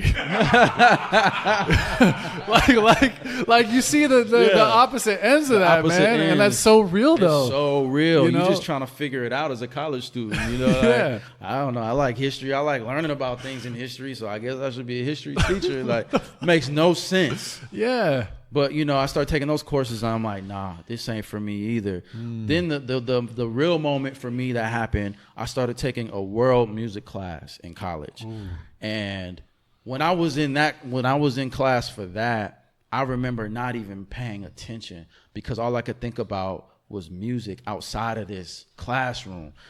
Once again, I'm writing ideas in the class, Yeah. but I'm in music class and I can't even pay attention in a music class. And I'm like, you know what? There's something else that's calling me. There's something else that I need to be doing. Like, I don't need to be in a classroom. That was like that moment for me. And I called my dad and I said, Dad, like, I can't do this anymore. I can no longer go to college.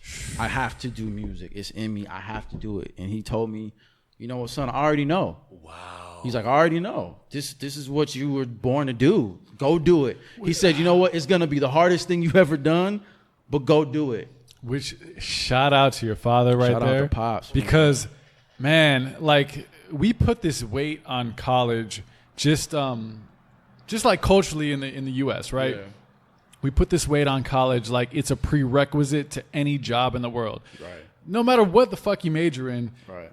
if you go to college, then you can get a job. Right. It's just it's such a weird thing that it's really a facade. I mean, really, it is. I mean, yeah, you can go to college, get a degree in something, and it can work out for you. But you know, if you're just going to go, that's not the way. Like, you don't need to be spending that type of money on it at all. Yeah, it's like you pay the money and do the 4 years to basically have a backup plan if you don't know your direction. Like, shout out to people who really like know what they're doing and understand, like, all right, in these 4 years, this is exactly what I'm going to study, and I'm going to boom, boom, boom, and it launches them. Exactly. But for a lot of people, that doesn't really happen. Yeah, especially like especially creatives. Yeah, unless you're like going to the 3 music schools like NYU, Berkeley, or like USC. Exactly. You're not really.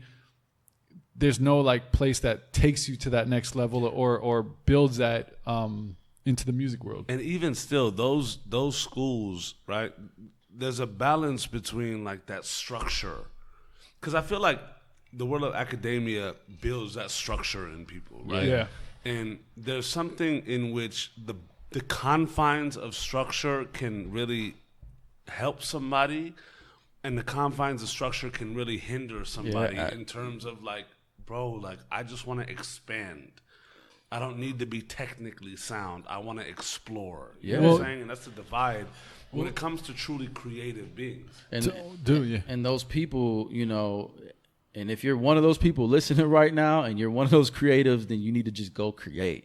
Like, that's how I look at it. It like 100%. Like, it'll work out for you. You know what I mean? Because if you're already that driven in whatever field that you want to do, like whatever you're trying to figure out, if you're an artist, just go do it, because it will just work out. You'll wake up every morning and be happy. You know, you'll even, like, when I was broke, like dead broke, living off like peanut butter crackers, you know, for a year straight, like, I woke up every morning happy, even though I had not a dollar to my name. Like, I was still happy. Yeah. I was more happy than when I had a little bit of money in my account, being in college and working a job. Yeah. You know, because I knew I was working towards something, like something great. I felt it in me. Well, there's definitely that element of faith, right? Like, That's all it is. That's what drives you. Like, I went to UC Santa Cruz my first year and a half, and like the first year was party central. I got a D in music class, and I just like wanted to do music. Right. But like, just to show you where my head was at. Yeah. And the second year, I was like, all right, I got to do something different. I moved to New York, tried to do music there, and got into this like faux music business program at this school where they just taught you like music classes and then business classes and called it music business. I was like, all right, I feel you. I'm learning like business marketing here, and I'm learning like Bach piano over here. Like, let's combine those worlds. Like, but I took and then like, but I got into the industry, and what drove me was my decision was made a long time ago. Was I wanted to be a musician. Like, it actually, fuck that. It wasn't even a want. It's just like, I'm a musician, and every decision that happens is because of that's who I am. Okay. And I think wherever that takes you, like you said, you just have to do it. You're put in that position where you have to make those changes, and you can't live that conventional lifestyle, because there's really, I mean, at least back then, there was no structure for that. There was no like plan where let's insert you into this program and you come out doing this. Yeah. It didn't exist. And even if those programs are there, it's still not guaranteed. It's still not guaranteed. You know, it boils down to the individual. You know what I mean? Yeah. You still have to be a grinder. You still got to hustle. And to that point, right? The creative path. Look, it's wild when you look at parents and like somebody says, I want to be a creative, and they look at you and go like, oh my God, no, right? Because it's one of those things where, yes, it's a very arduous, unforgiving, uncertain pathway.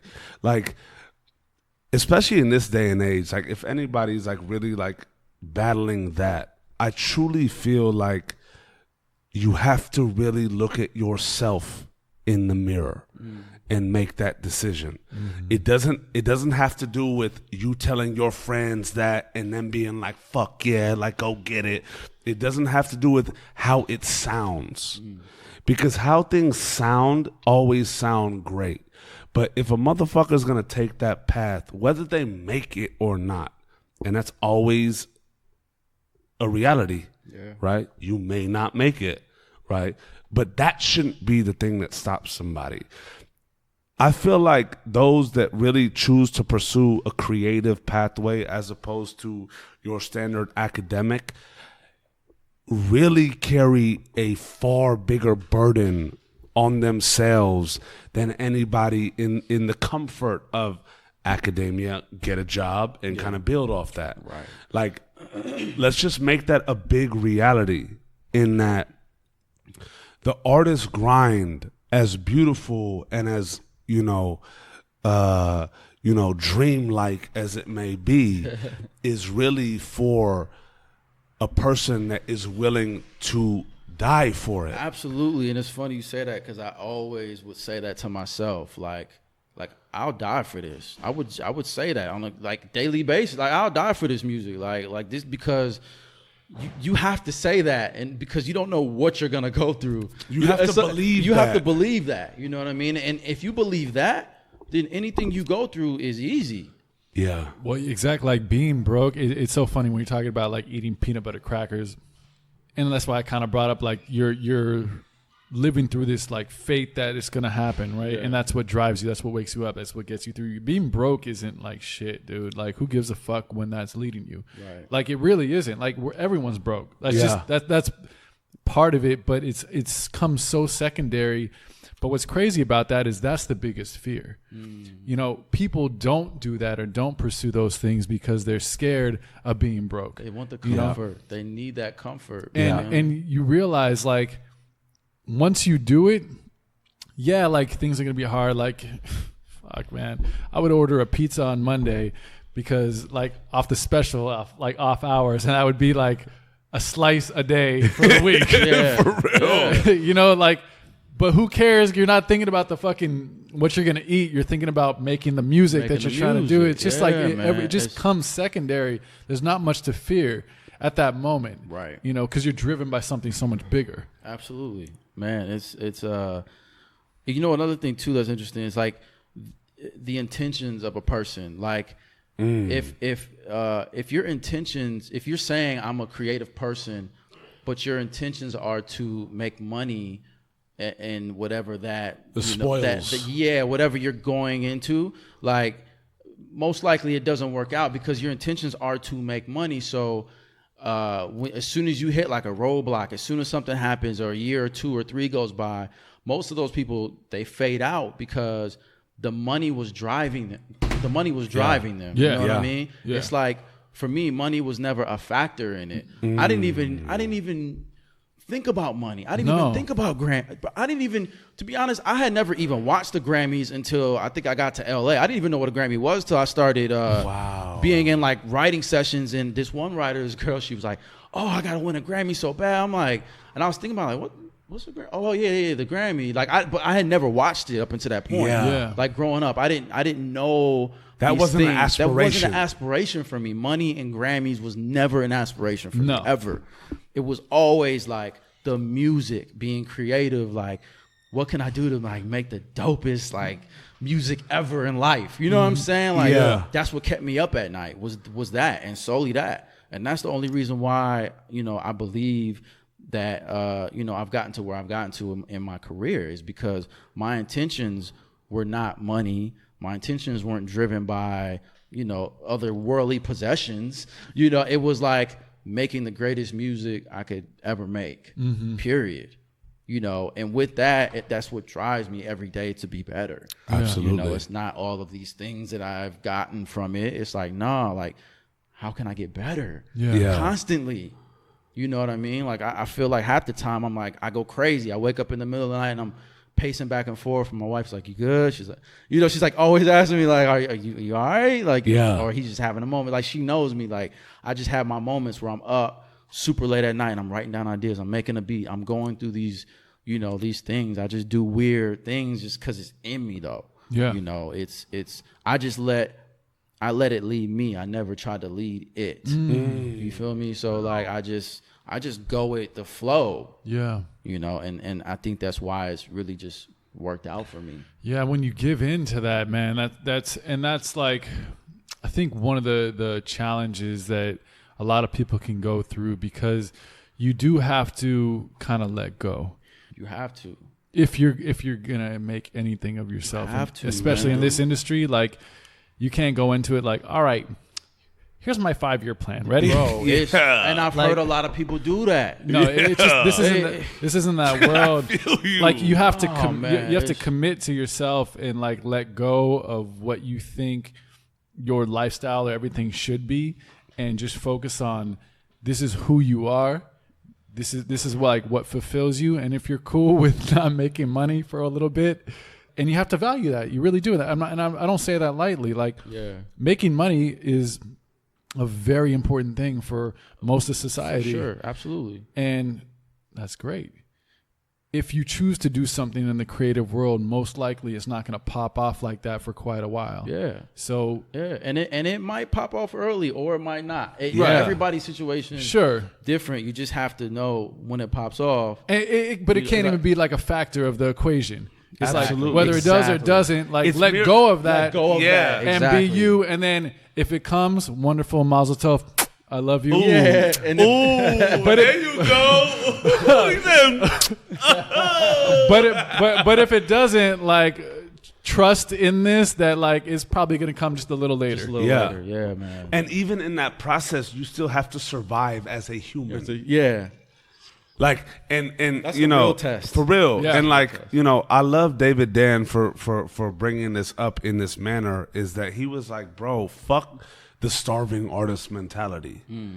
Like, good for y'all. Yeah. Right? Like, yes, we're like, you're going to be a starving artist, but you still have to live. Yeah. You still have to take care of your own responsibilities. So all this like, oh no, like it's all, no, you got to figure out how to make something work. Yeah. In the interim. It's not just like, oh, we're going to make it and we know. No. Yeah. You have responsibilities as, you know, to yourself, right?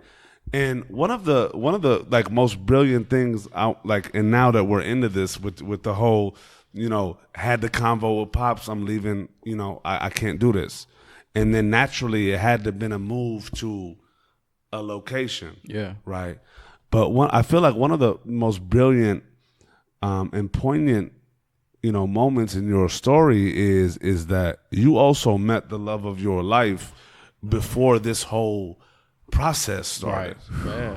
Yeah, man. Absolutely. You know what I'm saying? Yeah. Like take us through that moment, because I feel like that's a very pivotal scenario in all of this kind of coming together and in the wildest of uncertain times. Oh yeah, man. Meeting my wife, bro, is just like I had a friend of mine, a homie who used to rap, Fick.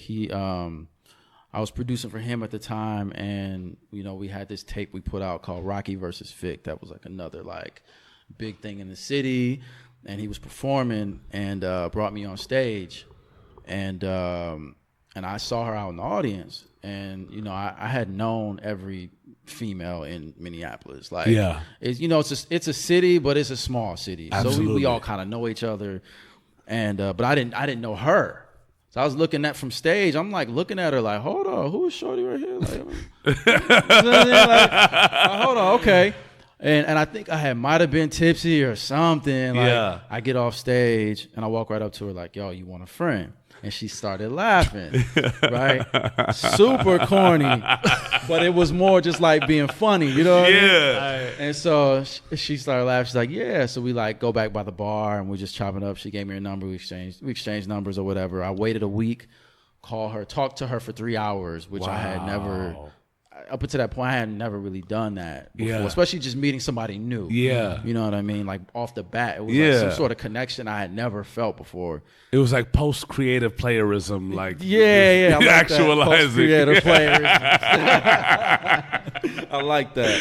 Oh, yeah, man. So, you know, from there, it was like me and her started to build. And at the time, I was like, man, this came at a weird time for me because, you know, I'm still running around the streets, got something here, got something there. You know what I'm saying? Like, but at the end of the day, it was like I still knew that she was special, and you know, we built something, and she was like a huge part of, like, I could tell like early on she was like gonna be a part of my life. You know what I'm saying? And just like even supporting me and like in music. And one of the main reasons why I felt like she supported me in music was because she pushed me to new levels and new heights, you know what I mean? And like very important. Like I used to play her my beats, and she told me one day, she was like, why do you put chimes in every beat? Like I'm just like, oh, like nobody had really like kind of like challenged me in that way, you know? And I just kind of felt like, whoa, like that's crazy. Because up until that point, everybody's like, yo, Rahki, you dope, you dope. That's all I heard. Big up. And I never got like a big head because I never felt like I was good enough. Yeah, you were hungry. I was so hungry. But by her telling me that, I was like, oh man, she notices. Like, For real. Damn, she caught me. Damn. Yeah. So I was just like, all right, cool. Like, not only is she dope in her own way and what she does, and she's a grinder herself, but like she challenges me. You know what I mean? That really showed me something new.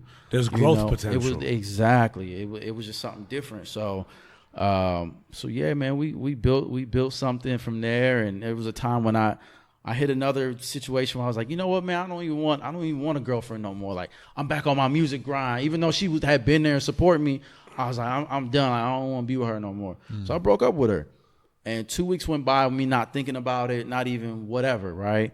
I had a dream, and this dream, I don't remember exactly what it was, but it was something about like me. I was supposed to be with her for whatever reason. I remember this dream was like, it woke me up at 6 a.m, and it was like, what did you do? Like, you messed up. You were supposed to be with her. Wow. Call her now. I called her at 6 a.m.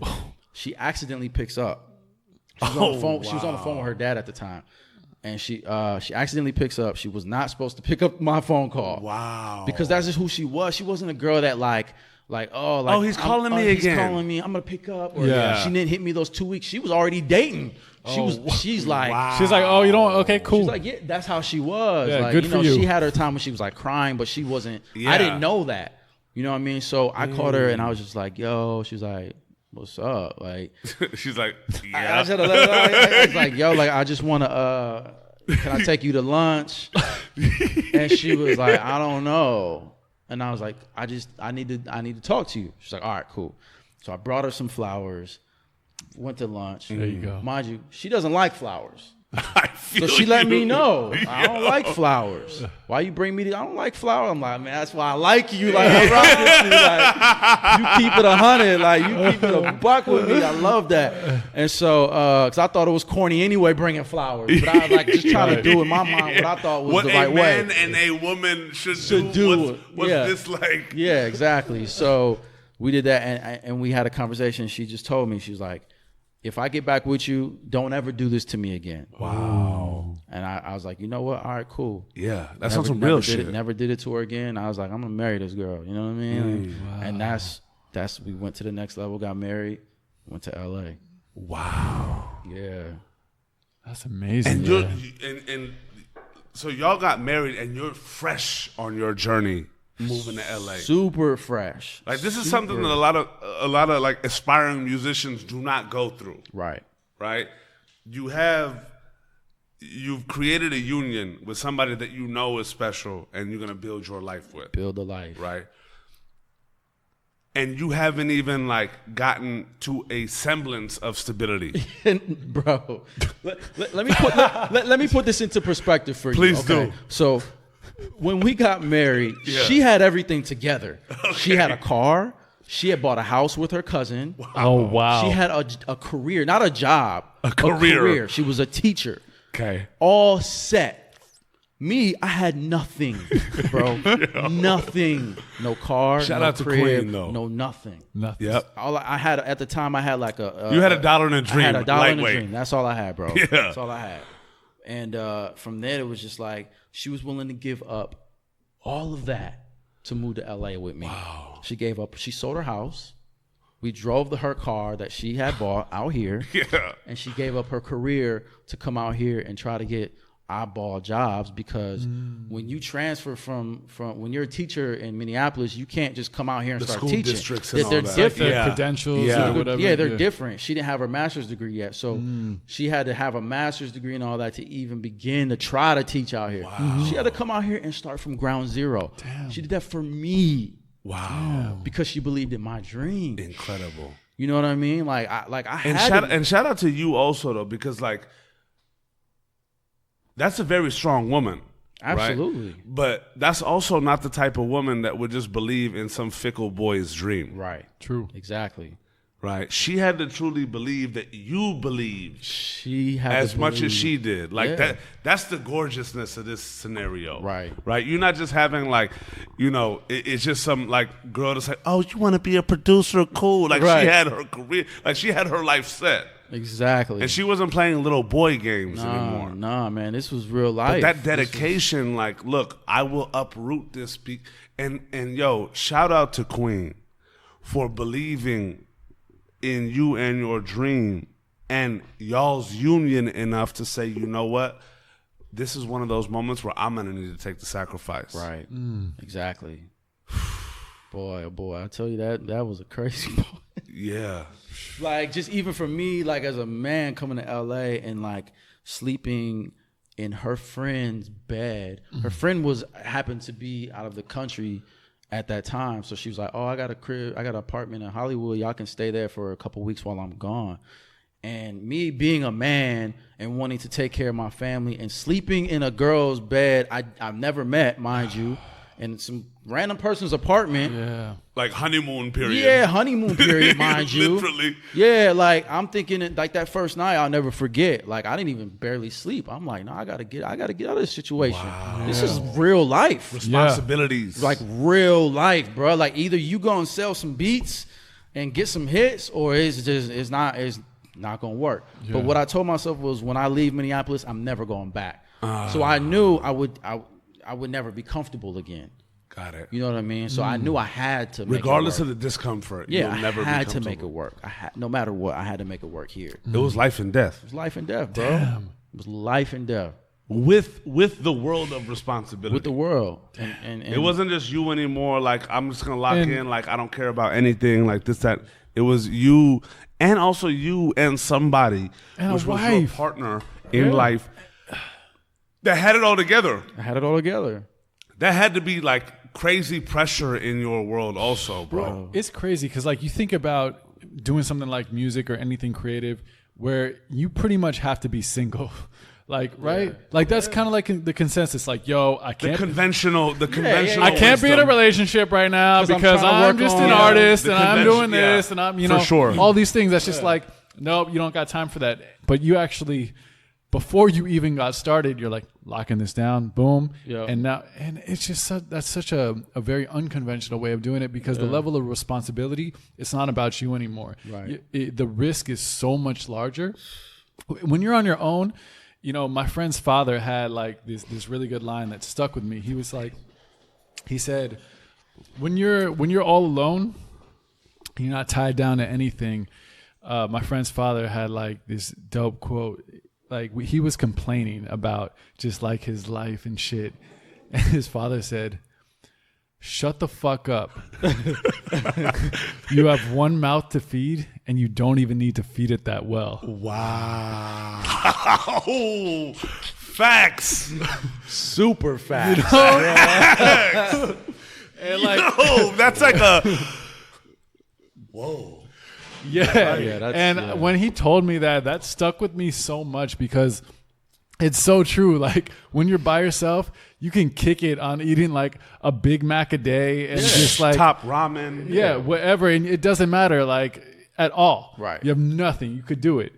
But when you're tied to someone, it becomes very real, very quick. Very real, man. So now you're in LA. What was that very real, very quick, let's go vibe for you? What were those? What was that moment? And what'd you do?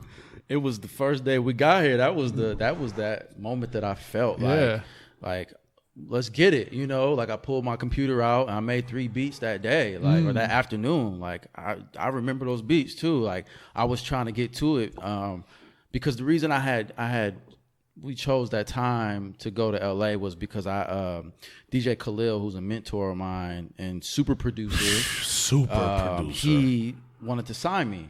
So he wanted to sign me to a deal. And was this before you moved into LA? This was like we had a conversation before I had moved to LA about that, and because I had interned for him for about 4 to 5 months before I had moved to LA, I came to LA. Intern for him. Got it. And when I had left the internship, I sent him some beats and he called me, which he never did. You know what I mean? I was like, yo, he must have butt dialed me. This got to be wrong. So I pick up and he's like kind of stuttering like, yo, yeah, like the beats you just sent, like, man, these are crazy. And I was like kind of blown away. Like, this is like who I really looked up to. Wow. And he's like, I want to do a deal with you. Mind you, I had no idea what this was even gonna happen. I just was sending them the beats to just show them what I worked on. Yeah. Like, I wasn't even thinking that. It's like, I want to do a deal with you. And I was like, wait, what? A deal? Like, what does that even mean? Like, Yeah. you know, he's like, man, we can make it work. Da, da, da, da. And I'm like, well, whatever we need to do, let's make it happen. And I remember talking to my wife. I was like, or my fiance at the time, she was just like, let's go. Let's get married and let's go. Wow. And we left like the day after we got married. We left. The day after y'all got married. That's Like, just I think like amazing, what happened was she left first, came out here, started trying to find a job and try to find a place, flew back, and then we drove back together. Wow. Yeah. Yo. And so when I got to LA, I had something already set in place, ready to go, but it was my second contract. I had a first one with Troy Hudson. Shout out to Troy Hudson, the NBA player, with the Minnesota Timberwolves. He had a label situation. I had signed to him for 2 years. Oh, wow. So I had kind of knew how that works just from that situation and how long contracts could take. Yeah. Got you. So when I got to LA, I was a little bit prepared, but at the same time, I was like, man, it took a long time to get the lawyer situation. You'd experienced that. Yeah, The and just throes like of deal that. with that and It's not just getting signed and we good. and we good. No, it's No. like waiting for the front end, and because I needed that money just to move into a place. Sure. Because you got to understand, like coming to LA like that fast, we didn't have money saved up. Matter of fact, when we got here, I remember looking at my bank account. I had $200. That's all I had. Shit. That was it. I had one more check coming from a job I had, and that was it. Yeah. Wow. You know what I mean? So I needed that money more than ever. You know what I mean? So it's just like waiting for that front end so we can move into a place. You know, they front end, back end, security deposit. You need like $4 or $5 grand to move in LA. Yeah. Oh, yeah. Back at home, you need $800 and you straight. You know what I'm saying? But Here they're like First month, last month First- deposit. they're like first month, last month. Fuck it, just pay us the whole year. yeah, low key. They need 10 grand. I'm like, oh man. So I was waiting on that. That took from what I can remember about 3 months. Got it. And that was, we were just moving Bouncing around. Like it was just like one of them situations. It was like tough. Slept in the car once. It was like And newlyweds, man. Like just doing it together, And in every situation, we always made it funny. Like it always became a joke. Like, oh, we had to sleep in the car last night, and then we just started roasting each other or roasting. Like she had on something funny. I'm like, babe, you had that on for 2 days straight, and it become like a roast session. Wow. And that's how we kept saying that way. Wow. What's crazy is that like with being married, at least like I've even fallen victim to this mentality. It's like, you know what? I'm not going to get married until I make X amount of money and I'm in this place in my life, and then I'm going to find a girl and happy life. This is the standard, like real though. It is no, standard. for real. It's, It really it's is. the protocol. I and- need to be set. I need to have this Yeah. in line and you- that in line. And you guys just not only like broke the mold, but like used this new mold to launch you guys into this and feed off it and let it drive you and team up and be a squad together. Right. To push both you and make it happen. And I think that's more the reality of like what it really means to be with somebody and the greatness of like what relationships can really do. Absolutely. Exactly, bro. Absolutely. There's no better feeling than like going through that, but then like being able to make enough money to support my family and go take my wife shopping or buy her whatever she wants. Or, we went to Paris last year together, based off music. Wow. You know what I mean? And I'm able to like do these things for her now, which in the beginning, no. But in your car. It's like, but now we sit back and we laugh, and we're always talking about these like, remember when we did this? Remember when this happened? Remember? And it's way better because it's like if I would have waited till now, till like I had a career and I'm making money, then it's like, all right, does shorty really want me for me, or just if she want me for who I am, or like, Right. what are your intentions? Yeah. Then it gets a bit more fuzzy. Absolutely. You feel me? So I just think it's better if you got something that you down with and she down, stick with it and ride the wave together. I feel like a lot of people, even when it comes to relationships, are much more worried about what their peers think than they actually do. Absolutely. You know what I'm saying? Like Absolutely. the good enoughs and the this enoughs and the that enoughs. And it's like, it becomes so external that it's foreign already. Right. You know what I'm saying? Like, look, at the end of the day, any relationship is a sacrifice. It's two people having to sacrifice for one another. Exactly. And let's be honest, bro. Like, there are relationships that work and there are those that don't. You know, there are those that doesn't and all that. But it's one of those things where people have to grow together. Right. That's just with friendship, with anything. Like, let's look at like a marriage or best of friends that become and build a union and this and that. That's the ideal scope, right? Absolutely. But people just have to be able to grow together, right? And, you know, sometimes that happens, sometimes that doesn't. But, like, the ability to be able to, like, understand one another and communicate in these realms, and especially, like, thinking about how down y'all were for one another, to be able to, you know, get married, pick up and move on a quickness, Right. you know what I'm saying, and deal with the throes of the uncertainty of the patriarch-to-be's It takes career, right? It takes two strong individuals. Absolutely. Because you had to also carry the burden of your manliness, for real. Absolutely. And your It's true. craft to be able to support your wife, right? But also support your dreams. And she had to be able to be understanding and empathetic enough to know that if this is going to work down the line, first of all, I wouldn't be here if I did not believe in him. Right. And secondly, I will go through this period because I believe in him, and we will make this work. Yep. Because the ideology and the understanding is the same. It had nothing to do with what it looks like. Because if it had anything to do with what it looked like, y'all would have been fucked We from would have the been get-go. Exactly. Right? We wouldn't have lasted for a month. Yeah. But it had to do with what it could become. Exactly. And what helped too was doing therapy before we got married. Wow. So you don't, you know, a lot of people wait until Shit goes it awry. goes wrong. But what you do is you do therapy before you get married.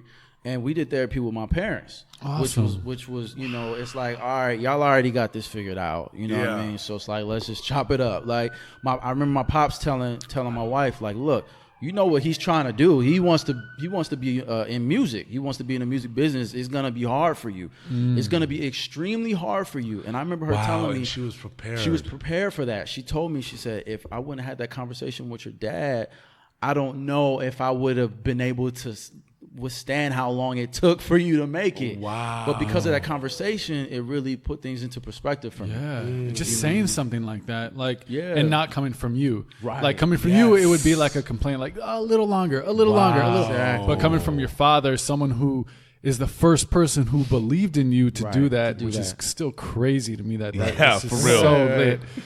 And then to have that like as the cornerstone, and then to feed that to her is like someone who is an authoritative figure Yep. that not only is like giving you the approval, but also setting those expectations. Right. That's a special person. He is. For real. He really Man. is. Everybody in your world is special, bro. Man, Like I shout out to the universe that was built around you. Man, I've been And shout out to your growth. Now I want to kind of get into the throes of young producer in LA making a name. Right. Shout out to the fact, like, you know, I feel like it's absolutely brilliant that you experienced a contract, right? You experienced, so an NBA player, was starting a label, like y'all met, brought you on, was like, yo, let's sign you, right? Yeah, he saw me and my guy selling CDs on the street. We'd be downtown. He just saw our hustle. So he, you know, and then he heard the name of the kid Fick I was working with, who I did that Rahki versus Fick tape with, and he, you know, he liked it. He rocked with it heavy. So, you know, he wanted to have a meeting, and that's what turned into that. And then he's like, I want to do a deal with you, and some sort of production deal and did that. And it was, at the time, it was me and my manager. Shout out to Mark Webster, man. He's like my homie. Mark Webster, what it do, boy? Yeah, he good dude. He was managing me at the time, and we was just in this thing together, just me and him rocking it out. So that was kind of like the first introduction to that contract and dealing with somebody who's worth, more than $30 million. And dealing with his world and really understanding that whole thing, because I had never been around a millionaire like that. So just being around the money, being around the VIP constantly, the whole world, it's just like, really seeing what that was like. Yeah. It was a dope introduction for me because I was able to see that before I got to LA. Gotcha. Yeah. You know what I mean? So you also saw that it could be taken away. Exactly. Like it's crazy, like that experience in, I guess, the reality of what it is, right? When you came out, and it's a testament to you to like, so you would intern with Khalil after that. After that, yep. Right? So it's a testament to you to have a taste of a scenario like that. And it's crazy because like the athlete world is different because they have so much money in terms of direct that they're kind of looking at this as leisure, but it's hella dope, but they have the ability to spend funds where it's not becoming a burden on their finances until they start to like get to a level. You know what I'm saying? But for you, you could tell it was about the craft because you'd come in a scenario, you'd seen some things, you'd seen some money, you also seen some like the spoils of it, if you will. Right. But to be able to go from that and see somebody that you idolize in that way, which is Khalil, who's a fucking god level in this music shit, for real. Dude. Like legendary, bro. Right? Yeah. But to be able to like take yourself back and say, you know what, like I want to intern and I want to get better, right? Like the ability to say that and bring yourself not down, but I want to say humble one's own ego. Absolutely. Right? For the opportunity cost of growth. And then I have that type of relationship where it's like, you were probably just a fly on the wall. Yep. You know what I'm saying? Like, don't say too much, but soak it all in. And then for you to have that moment where you sent the batch over and for him to hit you. And you to be like, this cannot be him actually hitting me. Like, hello.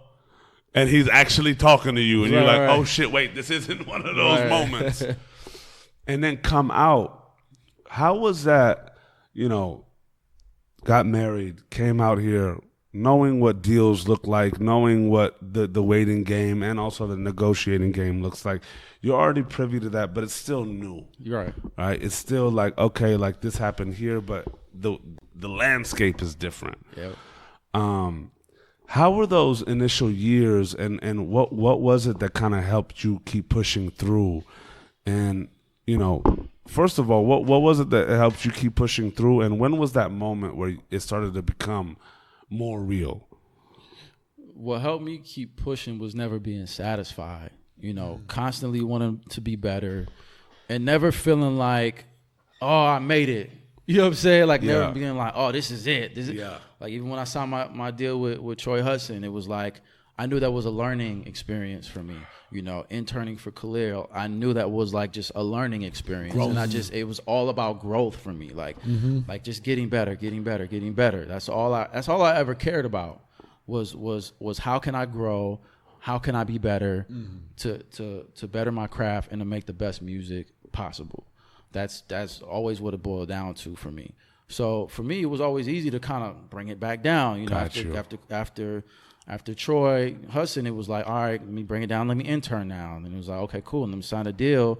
But I know this is not the end road. I know I don't want to be signed to him forever. Yeah. But I want to use this again to learn as a platform. Yeah. So now let's try to make some records, and I want to make something that is going to be great with him. You know what I mean? And then from there, I want to move on. Like every situation I've ever been in, I've never been like, oh, this is it. This is it. Oh, I got this studio over here in Hollywood. This is it. I'm going to be here forever. Nah, bro. Like, I know that this is a temporary thing. It's a stepping stone. Every time I've made like a move in my career, it's always been a stepping stone. You know, that's such an important part because you can get caught up so easily in being in those environments where you feel like you're the person you're working for. Like, Yeah. You know what I mean? Like when your job is your worth, Yeah. where you're like where your credits are your found like the baseline of who you are as a person. Exactly. yeah, like, oh, I'm signed to Troy Hudson's label, so now I am Troy Hudson. Right. Exactly. Yeah. Like, you know what I mean? Like, or even I just interned like- for DJ Khalil, so like, I'm Khalil. I'm Khalil, yeah. You know, Yeah, like, I have his accolades, and I have this because I... but like people instantly get caught up with that, and you know, especially coming out to LA, and I think like that was so valuable for you to have that experience with Troy, because it did show you what that kind of life was like. Because when you come here, it's a like Wild West, like crazy freak show. Yeah, absolutely.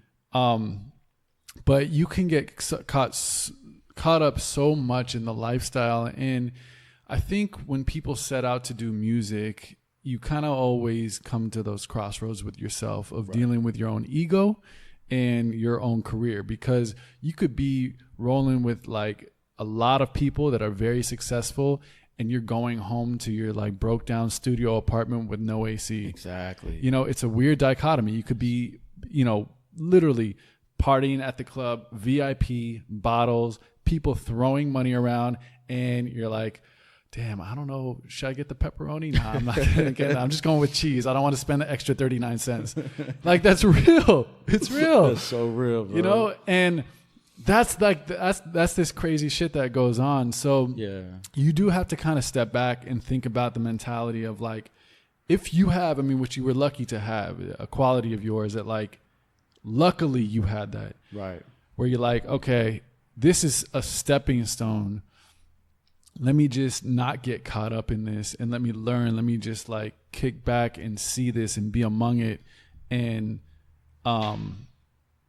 take as much from it as you can for yourself. Right. That's really the mentality to have. Exactly. But it's It can get difficult. It get blurry, man. It can get very blurry real quick. I've seen it happen to numerous people, that especially come out here from Minneapolis, you know, and they just get caught up in the lifestyle, and they see the cars, the women, the money. Yeah. You know, it's easy to get next to somebody who is a celebrity or somebody that's famous, and you know, you're in a situation like you said, like in a club, and they're throwing money, and you start to feel like you're that person. Mm-hmm. You know, you're like, oh, that's me. Like, oh, I'm throwing this person's money, but I never.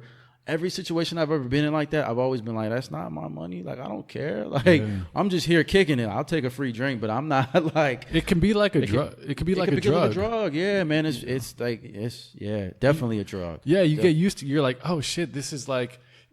It's the ego, man. It's the ego. It's that ego of just like, I'm popping off when you're really not, but you're around other people that are. Yeah. And that is like the world of the music industry. Right. That's this crazy, insane thing that we live in. So when you were using these tools as a stepping stone, I'll ask this. Did you come to a point where making money and really building your career started to have more importance than kind of learning at that point, where you're like, all right, I've done my learning. I'm at this level. I got to take it up a notch because I've kind of paid my dues. Yep. Absolutely. I need That's it. Now my dues need to pay me. You dig? Yeah, for real. No, definitely. That moment was actually after my internship, and that was when I felt like I was ready to go. So when I had signed with Khalil, I was in there. I was working every day. Like, this is when he had like a 1-person studio type thing just for him. So he made like a little like makeshift little area for me with a desk and everything. And I was just going. Like, he made the lowercase B room. Man, seriously, bro. Like it was pretty crazy. I would work until like I couldn't work no more. And even then I wouldn't leave that desk. And I remember the first time he left me at his studio by himself, he left and I was like, I'm not leaving from this chair until he gets back. Ooh, wow. He was gone for hours and I was like hungry because I was already uncomfortable because I didn't want him to walk in and I was like in an area that made him uncomfortable. Yeah. You get what I'm saying? So like if I'm walking to the bathroom and I'm walking back and he walks through the door, it might look like I was on his computer going through beats. Right. You know what I'm saying? I always thought about those things. So I said, I'm gonna sit here until he get back, and I'm gonna make beats, and I'm gonna show him what I worked on. And that's what I did. It was just a grind, man. It was just like, you know. How was that relationship between y'all two? I mean, it was great, man. We got along really well because our personalities are very similar. So I'm very aware of kind of how to be around him because I would like somebody to do the same thing for me if I was in his position. Got you. So it was real easy. You know, we never got into arguments. It was never like a situation. Sensei student type. Absolutely. Like perfect. Yeah, man. I was super just like whatever you need me to do or not do, I'll do that. You know what I'm saying? If you want me to leave the room when the Clips walk in the room, I'll leave the room. Whatever you know what I'm saying? Whatever makes you more comfortable, I don't mind doing that. You know what I'm saying? And when he had, you know, big rappers, big singers come into the studio, I'm in the corner chilling. Like, this is not my time. Got it. I've had a situation where I think it was Busta Rhymes wanted a record from me, and I was like, you know, you got to talk to Khalil. This is not, you know what I'm saying? Like, just off just respect. It's just like that respect, that almost like protocol. That reciprocal respect. Yeah. You know, this is not, first of all, it's not my studio. It's not my situation. I'm signed to him. I'm still learning. So whatever business needs to happen, you want beats from me, you got to hit Khalil. And if that takes all year, if it takes forever, that's on him. That's nothing that I can't. I have to just be humble and just go with the flow, whatever it may be. He had to have respected that to the max too, though. Like that's why we friends to this day. I think what a discipline, though. Yeah, like and that goes such a long way. For real discipline, though. Yeah, I mean, in business, like, and that's the thing too. The music industry is so small. If you have to have that business acumen to understand, because if you don't understand those lines and that protocol and how to like act and know when your time is and know like where the line starts and where it ends. And look, and sometimes silence is too long. Right? So it's like understanding that true wave. Because like that like sensei student can only last for so long. Yeah. But I'll tell you the moment where that changed. Let's go. The time, I'll never forget this moment, man. So up until this point, I had you know, been quiet and not really kind of making a move until he was ready for me to make a move. You know what I mean? I didn't want to get in his way. Yeah. But the moment that changed was when we were just in the studio. Me and him were working. He gets a phone call from Dre, right? He picks up the phone. He's like, oh, shit, it's Dre. So he leaves the room, right? We were working. We had just pulled up an idea that his group, the New Royales, had sent. Who are incredible, by the way. You feel me? And something told me, and I believe this was God, told me, this is your time. Go up there, start making the beat. I went up there. I started playing keys. I started doing the drums. I did everything, right? I just was going crazy. I was, I'm gonna just make the beat. He came back, and I was just like, man, I started the idea. I hope that's cool. He was like, word? Let me hear it. Press play on him, and he was like going crazy, like, yo, this is insane. And he sits down. He starts layering things, doing his thing. Next thing you know, that record ends up being Won't Back Down for Eminem featuring Pink. That was the moment that I was like, okay. Wow. I went there. I was like, it's time for me to step out of being a student and just go. The student became the disciple. Right. Wow. That was the moment for me. Wow. Absolutely. And that record changed my life, man. Like, and like the crazy thing about that record changing your life, like that moment changed your life. That moment changed my life. Listening to like whatever that was in you, just like the same thing that told you to hey, fall back. But Busta talk to Khalil. That same back. instinct told you I'm starting. Yep. That's humongous. It's deep, man. And it's crazy because like there's such a fine line between these narratives. Right? Such a fine line, bro. It's one of those things for real though. Like that, like I, you know, in my position, like, you know, chubby Persian kid, scholarship to USC, getting thrown into music, doing like management shit with like you and I, all them. My parents could never see it because they were like, you went to this establishment and you're working in urban music and you're still paying your dues. Right. Right. But for creatives, it's one of those things where it's a tightrope that you're always walking on. And a tightrope is literally between oneself and their ego, and also the external world and their ego. Yep. Right? And I feel like it's very rare that somebody finds the balance. And It's also, difficult. there's no right or wrong point. Right. It really has to come from Within. You got to just know, like, you got to trust yourself and know, all right, either this is the move or it's not the move. Or Yeah. I should say something, or like, you got to know when it's that time. You know what I'm saying? And I give all credit to God, knowing that, like, within me, I know He's in me, and it's just like, all right, I follow that intuition, which I know is Him, because every time I make that move and I follow that, it works out. Yes. Every single time. And bruh. I think, you know, and this is an assumption that I'm going to make, right? And this is the beauty of conversation and communicating, but like what I truly feel based on what I've heard from you, and just like what I know of you as a person, and your story and how it all translates, is it also came from your focus on the craft. Right. Because when a craftsman understands that their indentured servitude is up, they're also going to start speaking in a different light, right? It may not be, let me go start my own shop, but it may also be like, let me tell my sensei that I'm ready to fight beside him instead of behind him. Absolutely.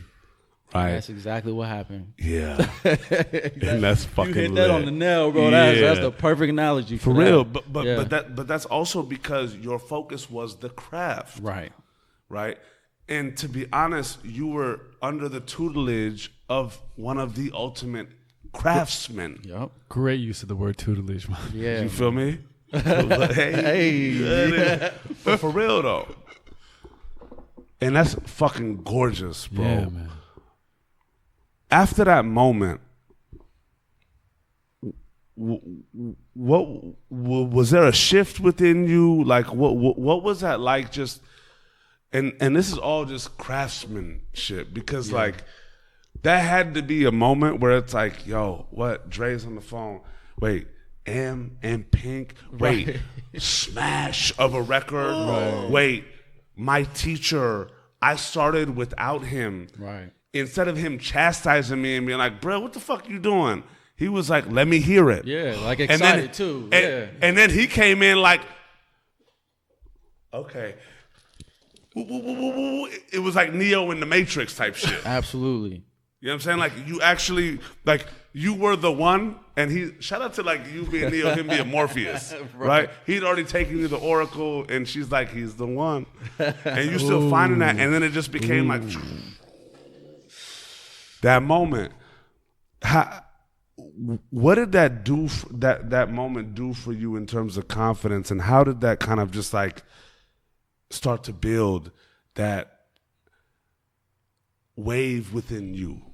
Man, that was like the ultimate like confidence booster for me at the moment. Just knowing that, okay, my intuition was right. You know what I'm saying? I mean, what I laid down on the keys is right. All right, cool. This is working. Like, I need to listen to my intuition more. Like, It was validated. it was validated. I'm on the right path. You know what I mean? All the things that I've been trying to figure out. Like, I felt like that was the moment that was like, all right. And also that like you could be and perform at an elite level. Yes. Absolutely. Like, Like, this is Eminem. Like, this Yeah. is one of the greatest rappers of our time. Yeah. Yeah, I mean, like that proving to yourself. I mean, especially for producers, you're kind of like always looking for like that hit, that one song that like really gets you to that next level. It's almost a physical thing that happens, you know? And everybody talks about that hit of what somebody else's hit does for them. Right. Instead of, yo, we crafted this hit. Yeah. And like when you hear a song that you made, like that's going to the top artist in the world, it's got to prove to yourself, okay, I'm doing something right. This On is a very like high level. regardless of whatever like money or credits or all the, regardless of all that, just like what it does for yourself, like you being in a car once and sleeping there to this all led up to this moment. Man. And now you're a professional. You're not just secondary. You are a professional producer. Yep. And just like when you go through medical school and you become a doctor or any other profession where you cross over and now you're a professional. Yeah.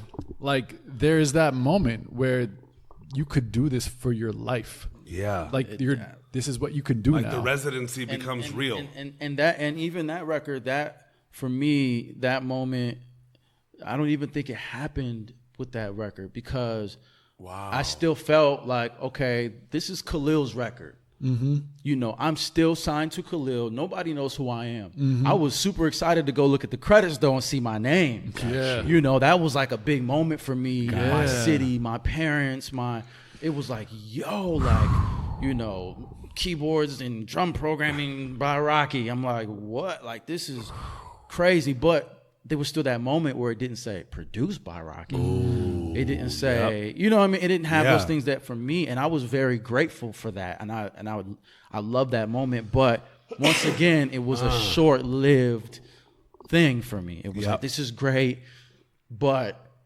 I got to keep it pushing. Yeah. You know, and I needed to see. It was a stepping stone. It was a stepping stone, another one. Yeah.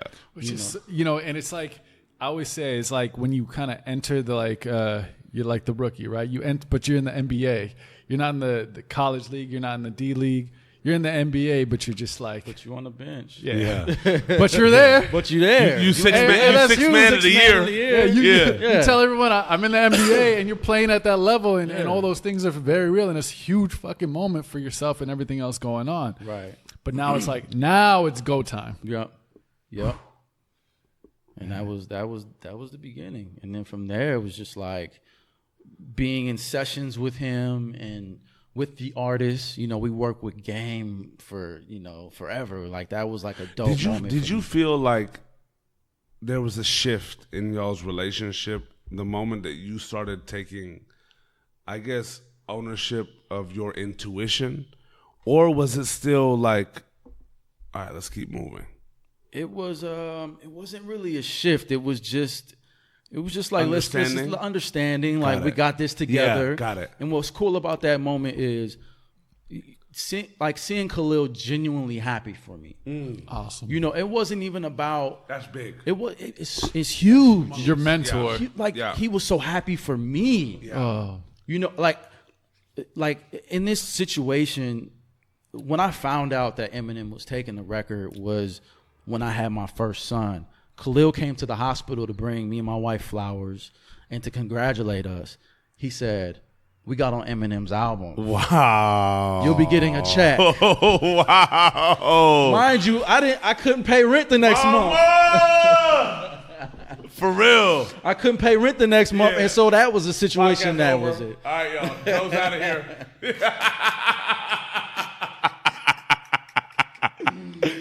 Yep. One of the first times Joe's walked off the podcast.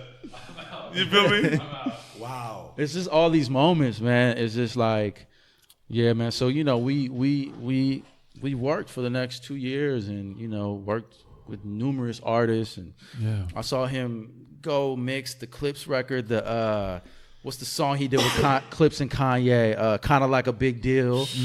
I learned so much from just that mixing session alone. I had nothing to do with that record, but just going there and seeing how you mix a song and why he was so frustrated about this one thing and this thing. And I'm like, I'm internalizing all this, and it's just making me a better producer every situation, you know. So, you know, the 2 years ended, and I didn't want to resign. In my mind, I was like, I don't want to. I hope he doesn't want to. And I remember this meeting because I didn't want him to feel like, you know, any sort of way about it. You know what I mean? I was ready to go. I was ready to go on my own. And I already had a studio I had found for like $500 that I could afford at the time. I was like, I want this studio and I want to be able to just work on my own and do my own thing. And we had the meeting, and I remember his manager told me, all right, cool. So, you know, we love what you've done with us for the past 2 years. It's been a great relationship, but we don't want to continue the contract. And I was like, thank you, God.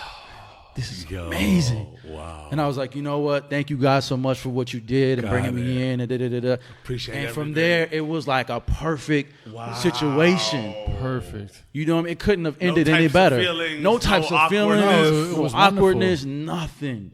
It was the best. You were like, ever. thank y'all for the opportunity. I appreciate it. No, Like, it it was- ended on that. It was a perfect stepping It was a stone. perfect stepping Got stone. everything you wanted out of it. Everything. Yeah, for yourself, just for your And growth. not locked in like to anything. I was ready to Beautiful. go and go. And that was like the beginning of me just being on my own and just, I was like, I'm ready to be a producer now. You know what I mean?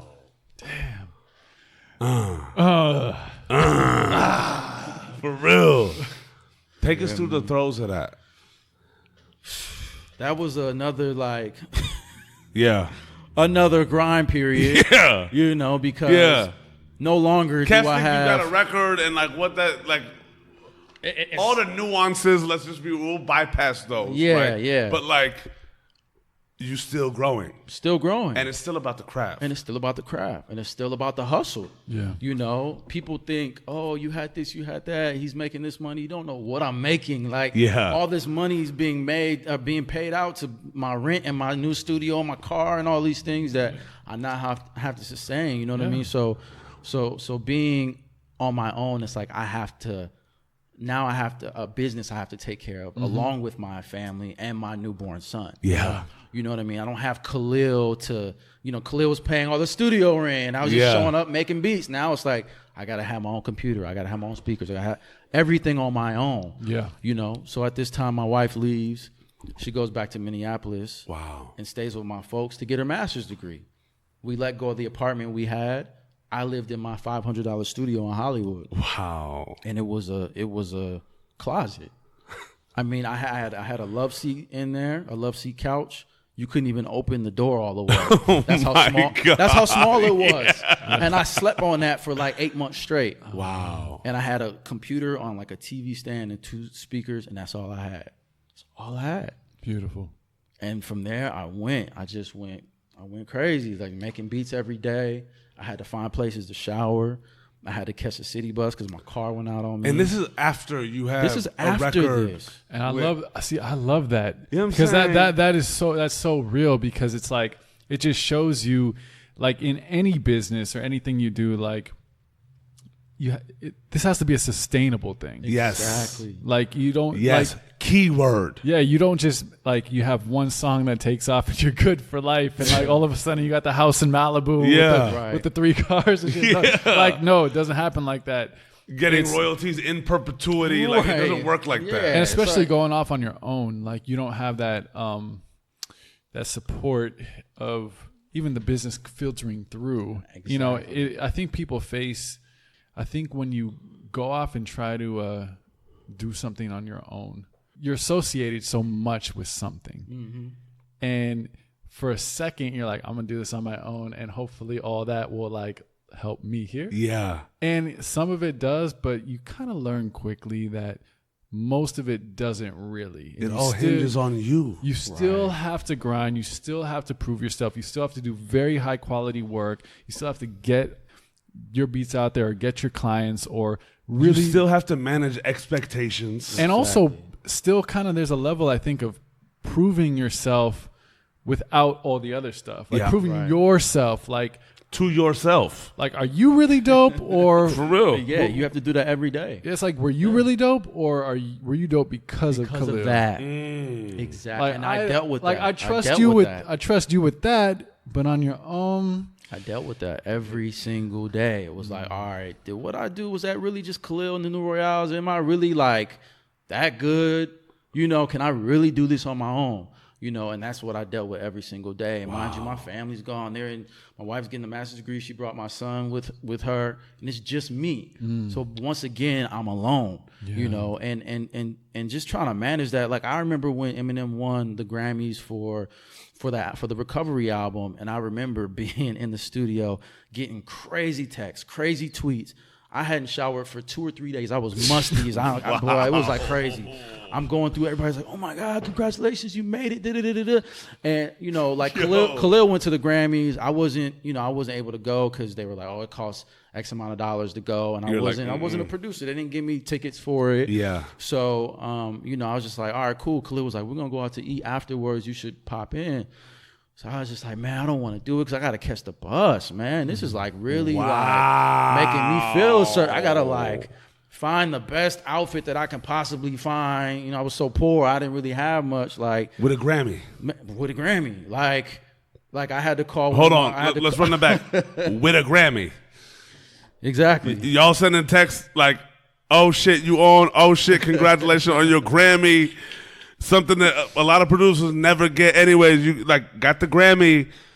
But I'm musty. But I'm musty, bro. Don't know where the money's coming from. Don't want to go to the dinner to celebrate. Because I'm musty and I gotta catch the bus. You know what I'm saying? So I called one of my homies, man, like, shout out to Jathan. He came through and scooped me. And he was like, I'll come pick you up. And because he lived downtown, brought me downtown, went to the dinner. And I just remember feeling like, what am I even doing here? Like, I show up, everybody's already there. It's just kind of like, man, I gotta be better. I gotta be great. You know, everything just fueled me. You know, then I drank too much that night. Then I got sick. Then I had to sleep on the homie's couch, sick. It's like all these things, sick and musty, bro. Like, come on. With a Grammy. With a Grammy. Mama. Oh man. For real. It's crazy. Challenging time. For real. But that's life. It's life. Life just went on and every day was just, you know, a new day. You just got to make something of it, you know? Now, did eventually, like, I mean, obviously did, but like going through that and continuing to kind of persevere and working and just letting the element of time, using that and let these one step build into another, did things eventually start to change gradually, or was there another big moment that launched you? It was definitely, I always look at my career as like a gradual thing. Like it's never really been, I mean, until the whole Kendrick Lamar thing, that was like the big launch for me. But up until then, it was just like gradual little pick-me-uppers here and there. It's like, oh, snap, like Talib Kweli hit me on Twitter and he loved a track that he got. Or like I was getting, a lot of people were like taking my beats and like putting them on World Star at the time and putting them on mixtapes. And I go to World Star, I'm like, hold on, that's my track. Like, it was like those things that like would happen to me a lot, but they were still pick-me-ups for me because I'm like, oh, snap, 50 Cent rapped on my record or such and such rapped on my beat. Like, as whack as it is that I didn't get paid for it and that they just threw it out, man, that means I'm doing something right. Yeah. So those were like the pick-me-ups. Yeah, it's a gift and the curse moments for me. You know what I mean? But for me, it was like, all right, I'm on the right path at least. I knew that much. Yeah. You know. Which you need those moments, like you need those little victories, and I think like we got to give more value to those little victories, because if we're only looking for the big thing that's going to create what we think our dreams are, we miss all those little things. All the little ones. Yeah. You also had another like Grammy moment though too, like non-musty. Non-musty. Yeah. You know what I'm saying? Oh, let's go. Let's talk about the non-must. Yeah, let's talk about the non-musty time. So, fast forward. I had been working with Kendrick. I worked on Kendrick with Good Kid, Mad City, so I did Black Boy Fly, and that was a Grammy moment for me. It was my first time at the Grammys, but you know, as everybody knows, we didn't win anything because Macklemore swept the Grammys that year. So that was a crazy moment for me, and I remember just being like, man, like, I'm here at the Grammys, but this moment isn't really mine. Once again, I don't really feel like I was supposed to be there. Like, Black Boy Fly was a bonus track. I wasn't really on the album. It was just one of those things for me. I was just like on the red carpet, but I wasn't really feeling it. Can we take it to like how that even came about? Like, I remember like when we were talking, it was one of those moments where, what was it? Your grandmother, the aunt, like, at the just moments of proximity is how all this works out. Yeah, absolutely. Like we when I had met Kendrick, he would hit me up to mix the record. Like he would tweak it here and there. So every time he tweaked the record, he called me to come through to the studio because he wanted me to be involved, which I think is incredible. Like I knew that kid was a genius then. I'm like, the way he's crafting these records, I'm like, he's a genius. Anyway, so he hit me. And at this time, this is before we were like in between stages. My wife had just got back from getting her master's degree. We were staying with my auntie who lives in Gardena. My mom is from LA, so I have family in Gardena and in Compton. Oh, cool. So I was staying with my auntie in Gardena, and I remember he hit me like, yo, I'm at the studio. And I was like, oh, man, we didn't have a car at the time again. So I'm like, man, where's the studio at? He hits me like, we at Top Studio, which is like in Gardena. Find out it's right up the street, like a mile away. I'm like, thank you, God. Like this, like it's like 4 minutes away. Like, he's like, ooh, whoa. Yeah, it's right up the street. So I had to get my auntie's car. Shout out to my auntie JoJo, man. She let me use the whip to go to the studio. Shout out to Auntie JoJo. Auntie JoJo. Yeah, so yeah, that was like the beginning stages of me and Dot really just like building a relationship and working together, you know, and it went from there. So that, like I said, that was like the first Grammy moment. Yeah. And then after that, it was kind of like, okay, on to album 2, To Pimp a Butterfly, and I had just went to the studio with him, and we were just like chopping it up. It was just me and him, like just chopping it up as homies, talking about our life, talking about the struggle, like sleeping on couches, sleeping on floors. Like we both, you know, had a lot of similarities when it comes to that. And I remember just playing him these ideas I had, which they weren't beats. They were just, I was working with a band at the time, and we was just like a bunch of ideas.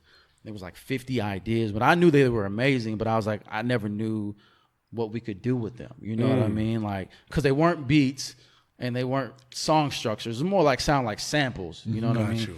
So I played it for him, and he went crazy. He was like, this is exactly what I want the album to sound like. Wow. And he was like, so can we fly the band out here? I was like, absolutely. Let's go. So we did that. I had to construct a band. For him to be able to say that too, can we fly the band out here? Yeah, exactly. He already on. Yeah. It's a game where it's like you should be like, you have hitters in that section. It's like y'all should be like happy to be coming, like doing something to go out of your way to work with me. He's saying, can y'all fly the band out? Right, exactly. And mind you, about 3 or 4 of those band members, for whatever reason, didn't want to do it. Oh, what? Because they just were like really skeptical. Like, is this real? I don't know. Is this Wow. So one kid, and I'm still working with him to this day. Shout out to my guy Keith. Keith, what it do? Keith. He was like, oh yeah, I'll come through. I'll take a chance. Got flown out here, and I had to make a new band. So my brother ended up playing bass. Keith was a guitar player. We found a new drummer. It was like my boy Sam Barsh was on keys. Like I had to figure it out. Wow. And it worked out. And it just so well. Like it's just crazy how it worked out, man. But like I thought I was gonna lose something for a second, because I'm like, hold on, this is the biggest rapper in the world right now. Y'all saying no? It's crazy. Wow. Y'all got no's. God knows. Like I couldn't believe it. And no one knows. Couldn't believe it. Crazy. But you know, it ended up working out, and Kendrick put them up nice. Put them up in the nicest, like they were living, like it was good. Like you know what I'm saying? Like a thank you. Yeah, man. It was a good situation for them.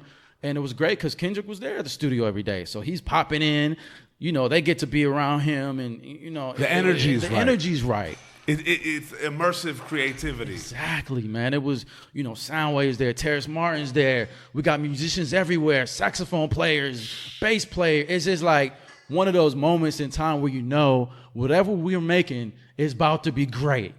It was that moment, and I was like, you know what? I had that feeling like this is my moment. I'm about to really take charge in it. And I didn't sleep, man. Like what I did was, to get sleep, I would sleep in my Uber rides, and I would just knock out, because we would be there till 4 or 5 in the morning. And I had my second son at this time, and he was a baby. So I had to babysit. I had to go home and babysit him at like 6 or 7 in the morning, because my wife was working. Wow. And then we had sitters every now and then, but it wasn't consistent. Y'all still didn't have that. We didn't. It just wasn't. No, but imagine the reality of life. Bro. Yeah, like I know. you going through, like cats talk about like the hotels in France and this that. Right. Cats working on it. You're still a husband, Yeah. a father, a producer, a caretaker for the youngs that you brought on. Right. And you still doing this. It's not like you lamping in the hills and you got sitters on call. Working to Pimp and a you go- Butterfly, It's we're chilling. and this is to Pimp a Butterfly time. Yeah. man. It was crazy. It was grind. And one thing I've always told myself is, it's always been a rule for myself. You never leave before the artist leaves. Wow. So we're at the studio. You have to stay until. But there were just times when I literally had to leave, and there were times I'd fall asleep. That was one thing. I never fell asleep in the studio. But there was one time in particular, boy. Like this dude Kendrick. I'm like, come on, Dot. Like you gotta get tired at some point, man. Like this is getting kind of crazy. Like. So I was like falling asleep, and I wake up, and he's still writing. Fall asleep, wake up, he's still writing. I'm like, dude, it's like 5 a.m. Wow. I have to literally be back by 7 a.m. For to your watch son. my son. So I had to bounce. I was like, yo, dog, I got to go watch my son. But he understands. Like, Yeah. he knows what it is about me. So it wasn't Absolutely. even like a big deal. Yeah. But, even for me, it was just like such a grind. I didn't sleep at all during that like 6-month period of To Pimp a Butterfly. It was craziness. And then That had to figuring be out schedules that had to and- be electric though. It was electric, bro. Like it literally had to be electric. It was like electric. Yeah. It really was. It Like really was. everybody knowing that there's something really special going on. Yeah. And even for you to be like, have this rule of I'm not leaving until the artist does. And sometimes having to break that just because the stamina in that. But like just hearing about like that just had to be electric. Bro, that's what kept me up. I mean, that's how I was able to, I was just running off adrenaline the entire time. Just excited and working with the biggest artists in the world, and I know it's going to be something great. So if I keep going and going hard, I know it's going to work out, whatever's going to happen. Yeah. So, we're working on the album, and I'm trying to think of kind of what we end up doing, like 40 ideas. It's just the band. We just did like a crazy amount of ideas. And, it just came to the point in time where it was like, all right, we've recorded enough and Dot needed a single. So it was like, all right, cool. Like I remember he was like, yo, like I want to do this, like this Ozzy Brothers flip or whatever. And I was like, all right, whatever you want to do, let's do it. We got the band here, let's do it. He called me and then he was like, when you come in today, let's do it. I was like, all right, cool.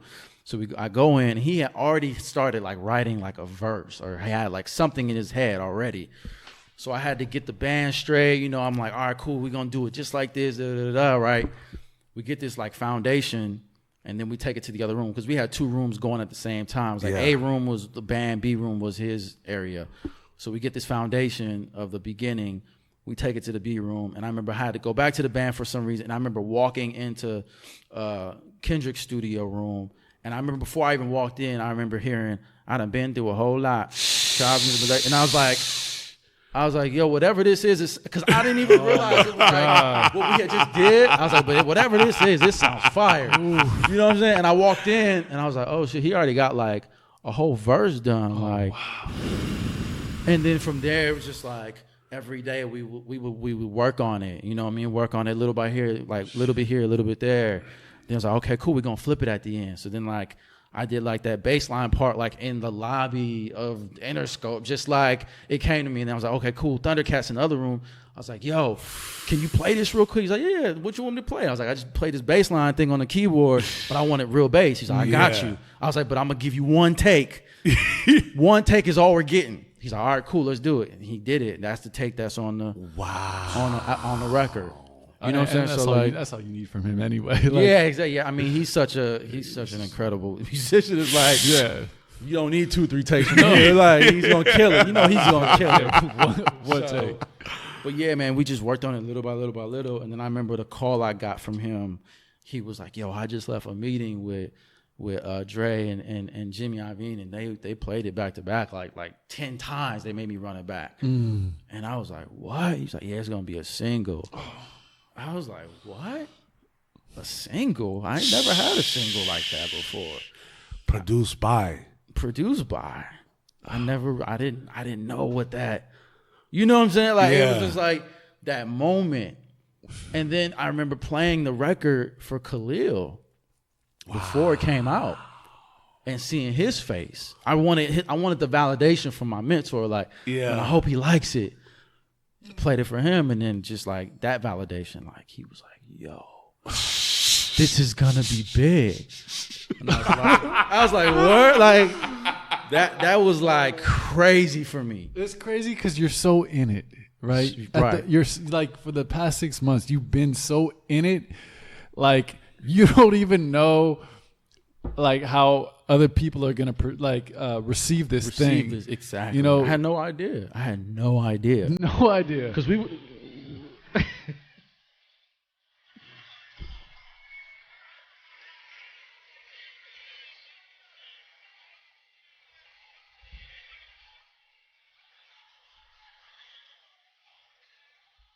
Take a moment, folks.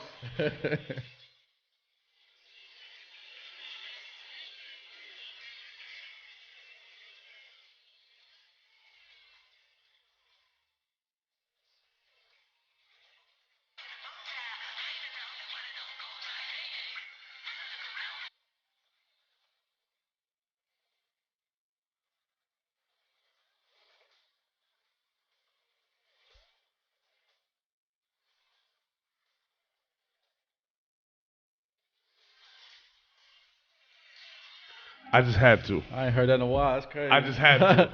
I'm sorry I wasn't blasting. I just had to. You know what I'm saying? Yeah, man. That's yeah, we was in it, man. And then the record came out, and I was still going every day because the album wasn't done because the single came out first. So I remember that moment, just like being in the Uber on the way to the studio when it was like that premiere and. That morning my phone was blowing up. It was like 4 a.m. because they dropped it East Coast time, so they had it first. And for some odd reason, I don't know why this happened, but my name got tagged to the record, which, you know, I'm an unknown producer, so there's no reason. It's like it'd be different if it was like produced by Timberland, produced by Pharrell. They want to put that name. Rahki on the beat. They want to put that name attached to it. But me, it was like I was an unknown producer. So for my name to get attached to the record somehow, that's how everybody like knew. My Twitter was going crazy. So my wife woke up like, babe, is there an emergency? Your phone won't stop buzzing. So I woke up and I looked at my phone because I didn't realize they were releasing it then. I looked at my phone. I was like, what? And I was scrolling like, new Kendrick Lamar single. I'm like scrolling. And so I'm like, what is going on right now? And that day was crazy because I'm in the Uber and they're playing it on the radio like crazy. I'm headed to the studio. We got to finish the album still grind time. Like, it's not like, oh, I'm chilling and we can sit back and enjoy it. You didn't go to Tulum and have a shrimp cocktail like waiting for you. You know what I'm saying? You're still in the Uber en route to finish the album. And I'm still tired. You didn't even, like, it wasn't unbeknownst to you, it dropped that day, and your phone's going off, and your wife's like, what's going on? Yeah, it was. This is real life. It was real life, man. It was real life. So we had to finish the album, had to finish the record. Institutionalized that I did with him also with Snoop and Bilal on there. And then that was actually the first one. That stood the test of times. He had that like 3 months before we even began working on Butterfly. So that just lasted for like the full year and ended up working out. So we had to finish that record, and there was a third one potentially that I was gonna have. I had the intro for a while, and there was another record that those joints didn't make it. But yeah, man, it was just like, you know, we had to grind it out and finish the album, and next thing you know, we back at the Grammys that next year, you know. And it was time. How'd that feel? That was an amazing moment. That was like the moment I was like, all right, cool. I brought my wife with me. That was the first time she came, and you felt like you should be there. Yeah, exactly. You knew damn well you were supposed to be there. I was supposed to be there. It was produced by me. It was produced. What was that like for your parents? Oh man, they were over the moon. I mean, it was just that moment. Like what? Like not only did my son go to the Grammys for the second year in a row, but when I won and actually went up on stage and accepted, you know, I actually had a speech. What's even crazy about that moment is Jimmy Jam presented that award. Wow. He walked up before they started doing our category, and when he walked up, I said, God, you playing? I said, God, you playing right now. You up there having fun. Like this is. I was like, there's no way he's there. Like I'm about to win a Grammy. Like Jimmy Jam's about to hand me a Grammy. Like Minneapolis legend. Wow. Like, hold on. This doesn't even Full circle. It's full circle, bro. Damn. Like, whoa. Yeah. And then they say, you know, he opens the envelope and winner is I'm like, what? Yo. And it was just me and my wife there because Kendrick didn't go that year. Wow. So I was the only one there. Wow. So I went up That's to right. to do the acceptance speech. What was that like, just walking up there? It was crazy, bro. I could like I was just Yeah, it's just blank. it's just blank. Yeah, you can't even believe like even talking about it now is like what? Like I want a Grammy? Like it's so weird. Like that is a surreal moment. Right. You know, and then I remember during my acceptance speech, I remember giving Jimmy a shout out like whoa, like first of all, let's clap for Jimmy. Yeah, like hold on, like you know what I'm saying? And then, you know, cause I said like being from Minneapolis, this is a crazy thing that he just gave me the Grammy. And then afterwards I remember he was like, man, like congratulations. He's like, you're gonna want this. And then he gave me the envelope that he opened to, you know what I mean? So I have that at the studio to this day. You know, so just like, it's just those moments, you know, is like a God. Yeah. You know what I mean? It's like there's nothing but God. That's not like me. That's not because of my talents. Yeah. Like, nah, there's something bigger than me in that moment. For sure. You know what I'm saying? Like, for sure. And that was like, that definitely let me know. I mean, I obviously knew it way before then. Yeah. But that was like, hold on. Like, a kid from Southside Minneapolis is on like, just won a Grammy? Best rap song of the year? Hold on. Like, this doesn't occur. Mind blowing, bro. Yeah. Mind blowing. Unreal. So it's yeah, man. For real. I'm about to start crying right now. My goosebumps are popping right now. They're having a dance party right now. For real. Man. And look, on this journey, like, shout out to the fact that like you had experienced accolades when to you they were like they didn't mean. I wouldn't say they didn't mean as much, but they like didn't hit as hard to home as somebody would think an acknowledgement or an acclaim would. There's so much more. It's at the end of the day, it's deeper than a lot of us ever understand. Right. From the external eye. Right, and you and I have had conversations in which you were speaking about the transition from whether it's like a urban or just like a hip hop vibe to going far more like pop, and these balances of the different genres of music, and then also having the accreditation, if you will. I don't even know if that's like if I use that word correctly, but to be accredited enough to where your name has a mark now. Right. Right. And to be able to really explore the expanses of your music within the music business. Right. And that exploration and that ability to like do pop records and then that like delve into pop and then feeling like, well, shit, like this young rap shit's kind of coming back. Like I'm feeling the itch to get back at this rap shit. What I truly feel like all of that is like freedom to be able to create. Absolutely. Right? And it's such a beautiful scenario for me to see somebody whose being has been really immersed in this music and whose pursuit of their craft has allowed them to really go through the depths of hell and back with a queen in the castle, with a family that's supportive, with just everything that you would think that would be, a detriment, if you will, in terms of responsibility, to be able to allow you to keep progressing, right? For you to be a son, a father, a husband, you know what I'm saying? Like all of these things in one and be pursuing. First of all, I want to say congratulations to you. Thank you, man. Like I want to give Thank you. a round of applause because you're truly a testament of what the conception of craft is, right? And you're truly one of those human beings that really like underlines the ingenuity and the genius of a craftsman. Because craftsmen can make something that's prolific and may also be going through the throes of life, right? First of all, at the end of the day, in your path, you're constantly progressing, right? And you have certain milestones under your belt that allow you to keep going, not only internally, but also industry-wide. You know that, look, I'm still focusing on the craft, but now I'm about to expand these horizons and infiltrate where I need to, because it's no longer a student. Right.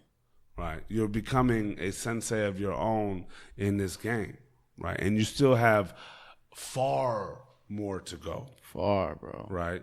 But as we've discussed, you're at a level now where, music is allowing you to sustain a life. Yeah. Right. I want to ask you, A, how does that feel? Right. And then B, where do you want to go from here? The feeling of being able to do music on a day-to-day and not have to struggle financially is, I can't explain that feeling, because it's coming from where I came from, and to be here, like, even though I knew I would get to this point, every day I still thank God. It's still baffling to me in a way too. Like, I wake up every day and I do music for a living. Yeah. I support my And you're family. able to make a living. I'm able to make a living. It's just like, what? Like, this is crazy. And I do what I love, but obviously, as we just talked about, you can see how long it took to get to this point. Like, I can say for the past 4 years have been like, I've been able to like really sustain a living in music. The last 4 years, to where I can really take care of my family. A semblance of comfort. Yeah, exactly. Yeah, but it's like, it takes so long, man, and it's just one of those things where, I'm still thankful every day, because it can be taken from you. Yeah. And that's how I look at it. Yeah, I look at it every single day. I go to the studio. There's things that I do to set up my family so they'll never be in a situation where we don't have money, or we are poor again, or I cannot do that. Yeah. I won't do that. So I live below my means. I don't go crazy. I have fun, but I don't go crazy, because I'm scared. I'm scared of failure. I'm scared of that. So every day I work hard. You know what I mean? I get up, I work on myself, I run, I stay trying to read, and I focus on my craft. You know what I mean? I don't really go out much. Like, I like to go out to, to really study and to listen to music and see what's popping here or there. But like, to me, it can be a hindrance. You know what I mean? Yes. I just really like to work, and because I have a lot more that I want to accomplish. Yeah. And so that's just where I'm at now. It really, all it does, it enables me to take it another step, to go another place, to open another door, try another genre of music. I have that freedom now to do that. So, and that's what I'm doing, and I'm having fun with it. So, incredible. Yeah. That's amazing. Like, literally, it's amazing, bro. My love for you as a human being is infinite. You know what I'm saying? My appreciation for you as a creator has continued to grow with just like us talking and vibing as human beings. Absolutely. You know what I'm saying? I wish you all of the best. And, from the depth of my being, thank you for sharing such an incredible journey with us. I thank you guys. And I can't wait for when we come back, right? Because understand this, like, as we discussed, like, this is now, we understand who Rahki is as a human and as a creator, right? And we're just going to continue to paint on this canvas, you dig me? Absolutely. You feel me? Mama! We made it! And it's a wrap.